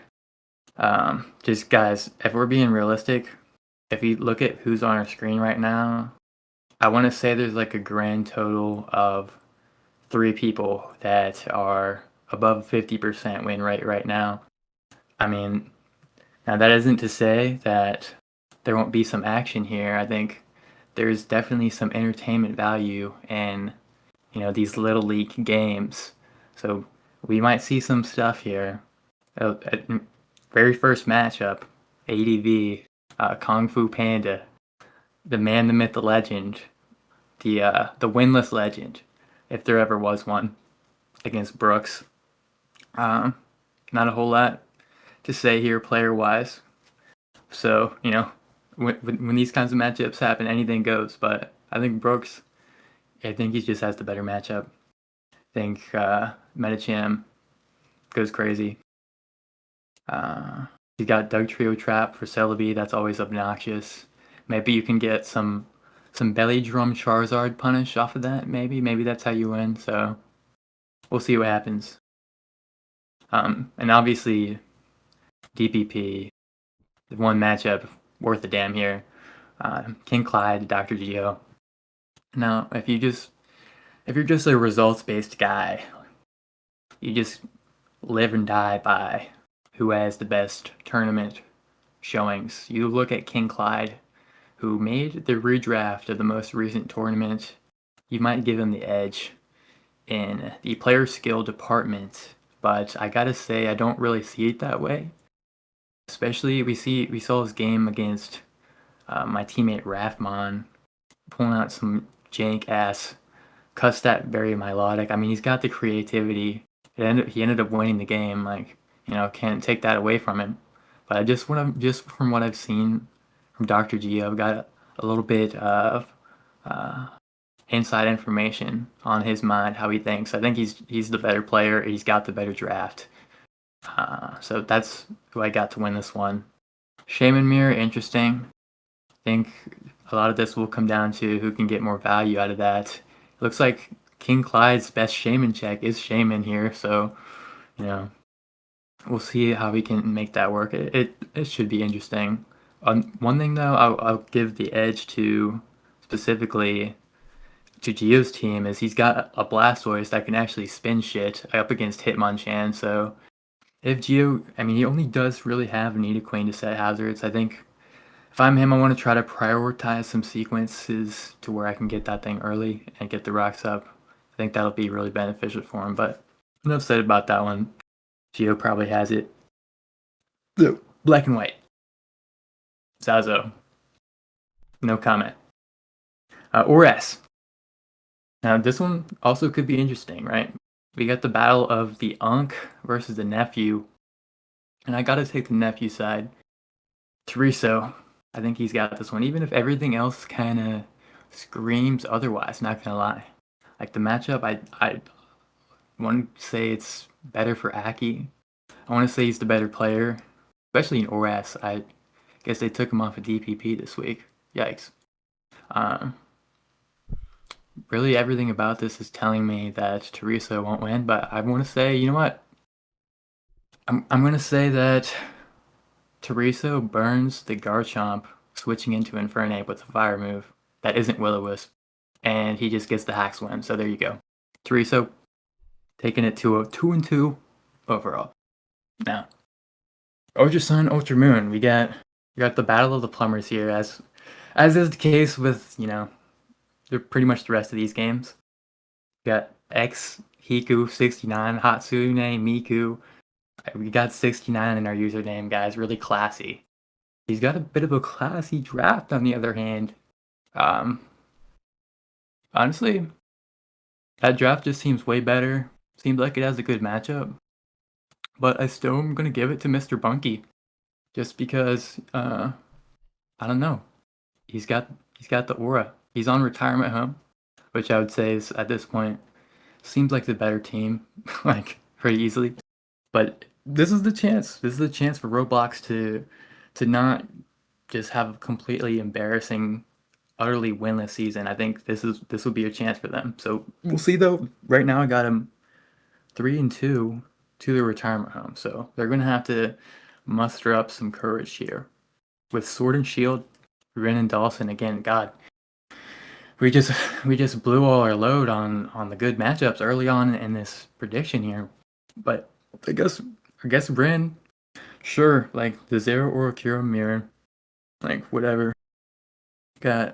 We got hopefully the Galarian Slowking can just wall the Kyurem, and then on the other side he's got Cobalion for it. So I don't know. I feel like maybe Rin takes advantage of that. Maybe they both just bring like garbage stats stuff because they're bad at the game. That might probably more likely. Yeah. Moving on. Okay, so now we got another real player here. All right, the Iceman Chuckledale was looking like a demon here for a second at the start of the season. He was rattling off some wins, but some cracks have started to show in the formation. He's now 2-1. So I think with that being said, guys, looking at this ADV matchup, I think how the new blood to the team, pick it up at mids. I think this is what this team needed, a breath of life blown into the team. This guy, little known fact, this guy, you might never have heard of him. Maybe you did actually, maybe he's the GOAT.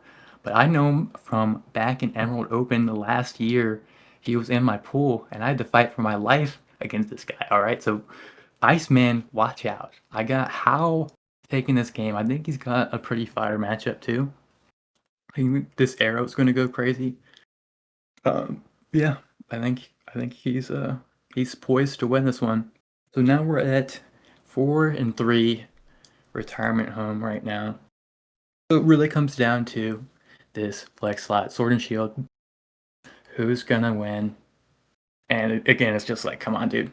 How am I supposed to call this matchup against 0-2 Timmy against like 1-3 Timmy? I mean, who cares? Miniman is gonna be the man, and he's gonna tie up the series. Roblox is gonna get one measly point the entire season thanks to retirement home. That's my prediction. I call it like I see it. Guil, I got you. taking up the next segment. All right, thank you, Freeday. I mean, I don't know if I should be thanking you because being thrown into this snooze fest is not great. So let's see, what do we have here? We have Kung Fu Panda 4 versus Brooks Y. I mean, you could throw like 10 Kung Fu Pandas in here, and I mean, I don't know if any of them would be good. But the opponent is also Brooks Y. I mean, there's a Zapdos on one team. There's a Regice for the Zapdos. The Charizard could go crazy. Maybe some Sub-Salak Belly Drum action. Medicham. How do you beat Medicham? I don't know if you beat Medicham. I don't know how much Swampert takes. I don't know head calcs. But if Swampert can take hits from that, it's fine. If not, it's not fine. I mean, I don't know who to give this to. I'm gonna say Brooks Y is gonna take this one. Just barely, somehow. Up next, we have a real matchup. We have King Clyde versus Dr. Geo. I see they finally abandoned the dogshit Starmie Raikou team that went 0-3 into every Infernape because they've run out of Infernapes to throw that team into. So now we have the Cresselia team that Clyde won with in week 2. So we have a Zapdos on one side. The Zapdos does look pretty good. I guess you can send out like a Jolteon or a Cresselia into that and hope for the best. There's a Hitmonchan on Clyde's team though. That mon is... I made fun of Hitmontop. This guy's worse, but at least he's cheaper. Oh, don't let Lou hear that. Oh, I got The some Hitmonchan Shaman... tech coming up. The Hitmonchan tech. Oh no. The Shaman Mirror. I mean, I think Geo is just better equipped to deal with the opposing Shaman than Clyde is. I mean, I know there's a Heatran, but there's this funny little move called Earth Power. I think I gotta give this one to Dr. Geo. I've predicted so many undefeated players to have their streak broken. This time, the undefeated player is gonna remain undefeated. We have 2-0 up for the retirement home. Not for much longer, though. Next game, it's Zazo. I mean, there may be a Garchomp on this one side. I don't know how this Pokemon is legal in BW, but okay. But there's a Zazo on the opposing side, so he's gonna take this one.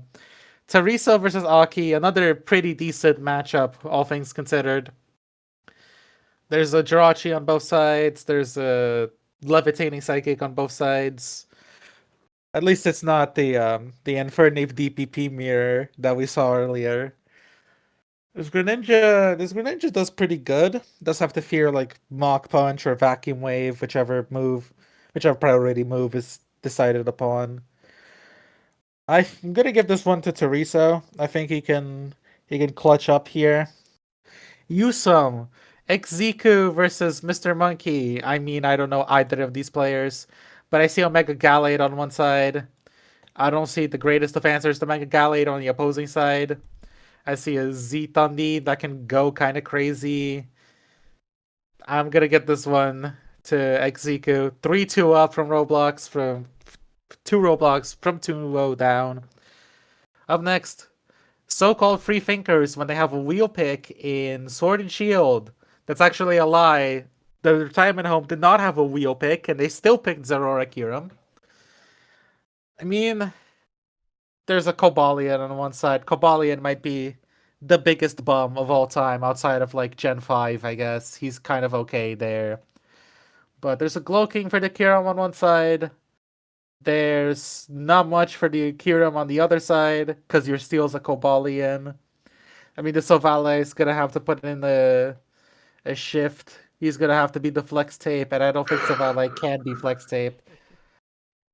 So I'm going to give this one to Rin. It's suddenly 4-2 to Roblox, somehow. Alright, ADV Flex. We have the Iceman, Chuckladell versus How. The Iceman started well. He started 2-0, but those 2 wins were in black and white. He lost his ADV game. This game happened already, and I know the result, obviously, but for full transparency, I would predict the Iceman to lose again in ADV, and he did lose again in ADV. Wow. So I Man. guess if anyone at Roblox is watching this, just put the Iceman in the BW slot. Just put him there. He clearly the ADV experiment's not working. Try someone else. I mean, I know there aren't exactly ADV players on this team, but And last but not least, we have Miniman versus Schwilliam, whoever these two guys are. I mean, there's a Bulu Lucha, and I think Lucha is the most boring ass mon of all time. So I'm gonna give the win to Schwilliam by default as a result, and it's gonna be 4-4. Roblox gets a point on the board, I guess. Congratulations. Only took you 4 weeks. If my predictions are even correct, which they might not be. They probably won't be. Yeah, Lou, finish us off with this All right. absolute snooze fest. Time to take us all home. Before we get into it, shout out to co-host alargemongoose, who had to go to bed so he could be up early for his shift at the local Waffle House flipping pancakes. All right. Another thing before we get into this, Roblox War, you guys don't have an ADV player. You guys didn't address the position at mids, but lo and behold, I'm going to impart some wisdom. So you guys have a young lad from Singapore who has the soul of an 85-year-old man. Why don't we trot him out to Gen 3, folks? I think he's game for it. I think he'll take to it.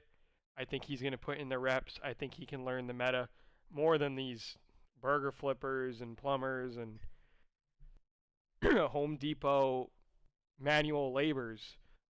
So let's actually get into it. You lucked out in this first ADV slot. So who do I see there on the bottom? None other than sorry 13K player who deserved to be like a min-bid player, Brooks Y. This guy's from the great state of New Jersey. I don't care. I don't care that he's from New Jersey. You're not going to catch any pity from me. This guy is in 100 leagues, wins in 1 out of 100. The team is also bad. He's got a Pineco and a Haunter, and then he's got gimmick mons. He's got a Blissey and a Doug trio. Let's go back to what my guy Callus narrates says. Reggie Steele is a do-nothing mon. I mean, it's not entirely do-nothing. It can click T-Wave. But to me, there's just not enough here. There's not enough. These players, or these mons don't play the same in this format that they do later on. Tentacruel doesn't get toxic spikes. Zapdos does not get reliable recovery. Look at what Kung Fu Panda has. Kung Fu Panda has... I mean, guys, look. I'm looking at this right now. If he can proc Salic... if he could proc, Salic, Belly Drum Zard, something like that, good God. I really like the look of the team. You got a Regice third round, a Swampert second round. Those are 2 Glumons. Something that hasn't been mentioned, but is something that we know inside of the ADV community. What's one of the best answers for Doug Trio? Well, you've got a Porygon 2. Ooh. That can fucking trap the Doug Trio. This motherfucker wants to run around with a gimmick team, beat him at his own fucking game. Too easy. I think you sit the Armaldo. I think you even sit the Altaria. And I think you trot out that Poliwrath. And I think it might be able to... depending on how well Brooks Y builds. But unfortunately, I think Brooks Y is going to build in 5 minutes. So, I'm a little bit uninspired. Oh, fucking Freetle just He Freetle wasn't has having any fallen of it. asleep. It's over. He's huffing, he's puffing, he's blowing the house down. All right. All right, keep it moving. So I've got Kung Fu Panda with an inspired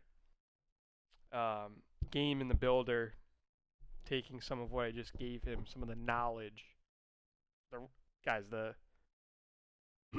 Celebi could also do a lot there too. So just look for those sets, Kung Fu Panda, and I will meet you in the dojo if you ever need my help, even though I don't like to mock. All right, this next one, convicted felon King Clyde versus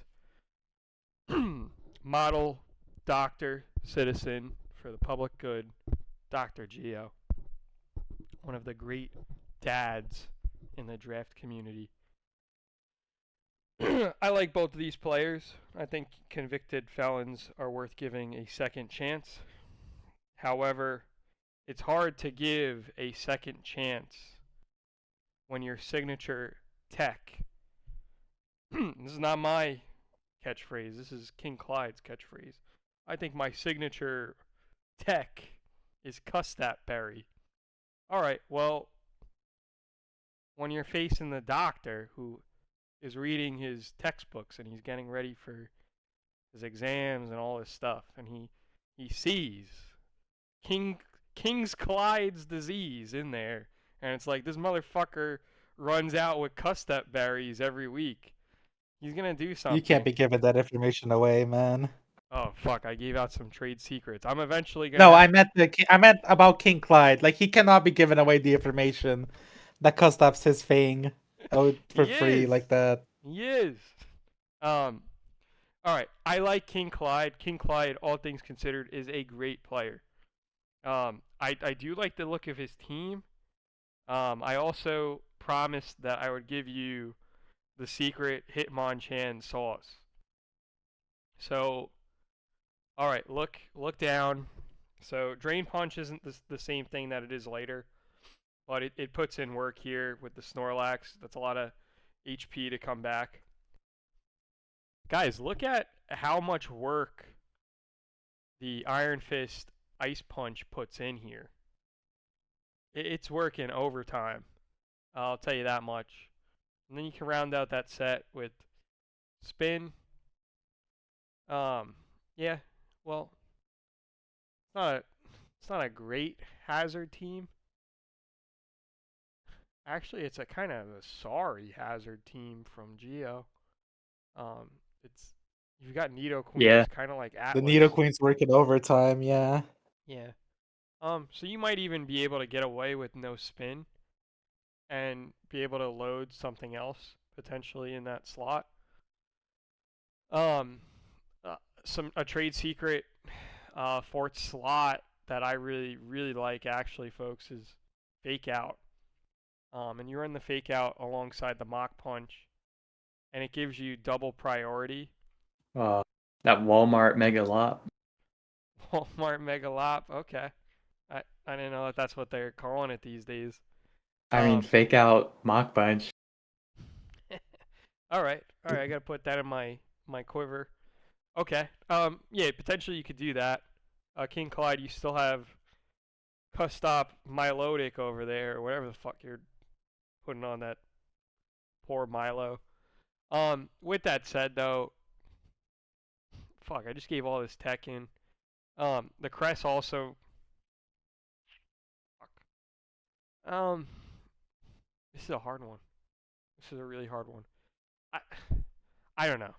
I don't think King Clyde is as inspired as I am to pilot his team. I don't think he's been in the can recently where alargemongoose says that he does a lot of his best work. Like, I've got a character flaw where I take 3 showers a day, and in my showers is where a lot of my tech comes to me. Maybe jail is where his tech comes. But I'm going to be super shallow. I see a Zapdos, a Shaman, a Snorlax. That's one of my favorite archetypes in this community. And quite frankly, I think Gio is just a little bit better than Clyde. So I'm going Gio, even after talking all these great things about Clyde's roster. All right, so we're tied 1-1.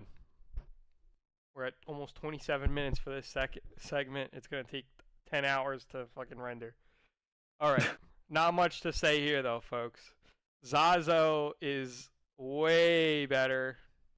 The only way that Zazo loses is if you have an iconic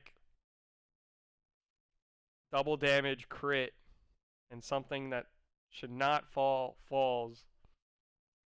So Zazo puts Roblox up 2-1. Next, we have a decent game. We've got Toriso versus Aki. I think the Greninja, if it can just be positioned properly and Toriso can get a good read on the team, I think it can do a lot. Again, we're kind of running out of time. I'm going to favor Toriso there. So we've got Roblox up 3-1, looking for their first win. Next, we have Exhiku versus Mr. Monkey. Exhiku was my teammate in Frost. It seems he is now cut to the streets like a random broad on a dating app who is also talking to like 10 other dudes and going out on like dates with like 4 of them in a week. I don't know. I kind of like, now that I think about it, I think we're actually going to give this game to Mr. Monkey. So that's 3-2 Roblox against the retirement home. Everybody here has been propping up Rin. I just don't see it, folks. This is a pizza boy. I will be the first to tell you that this is a pizza boy. And me and Dawson had, I've thrown a lot of shade at Dawson, but we really came together. We saw some injustices from Pokemon of the Mediocre this week, and we really had a bonding moment. And also, Dawson, congratulations on being added to the PDT staff. Hope to do some great work with you. So Dawson, he's in the NHL shootout, and he ties it up. And the shootout continues in this regular season extravaganza. And with that said, on the ice, we have Chuck Liddell. And then we have Hal. And I haven't seen this game. However, even before being told live on air that Hal won, I do like the game for Hal. You could experiment with baton pass tech and definitely get that arrow in late. It's a little bit hard to tech with the Blaziken against a T-Tar Sand build. But yeah, all in all, I think Hal, good player. I think he's going to be a breath of fresh air. And I have him eliminating the chance of a win for Roblox and putting the retirement home up 4-3.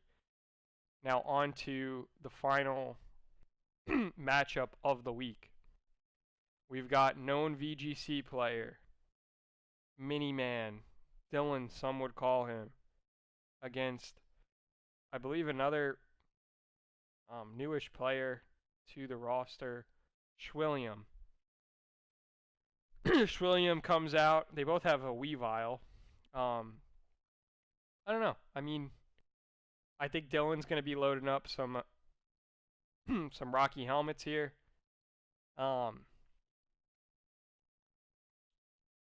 Necrozma might be able to get going. I don't know. I actually, I think I do have this for Schwilliam. Look at that Galarian Zapdos, folks. You get past the Necrozma. Get past the Howlucha, maybe, potentially. Larry and Zapdos might be off to the races. Yeah, and there's answers on the roster for the Weavile. You got a Rotom Heat. Yeah, I'm going Trillium. So that's gonna be 5-3. And Roblox War continues to fall apart. All right. Hopefully not everybody's sleeping like a large mongoose getting ready for the Waffle House shift. Guil, thank you for staying till the end. And we'll see y'all next week.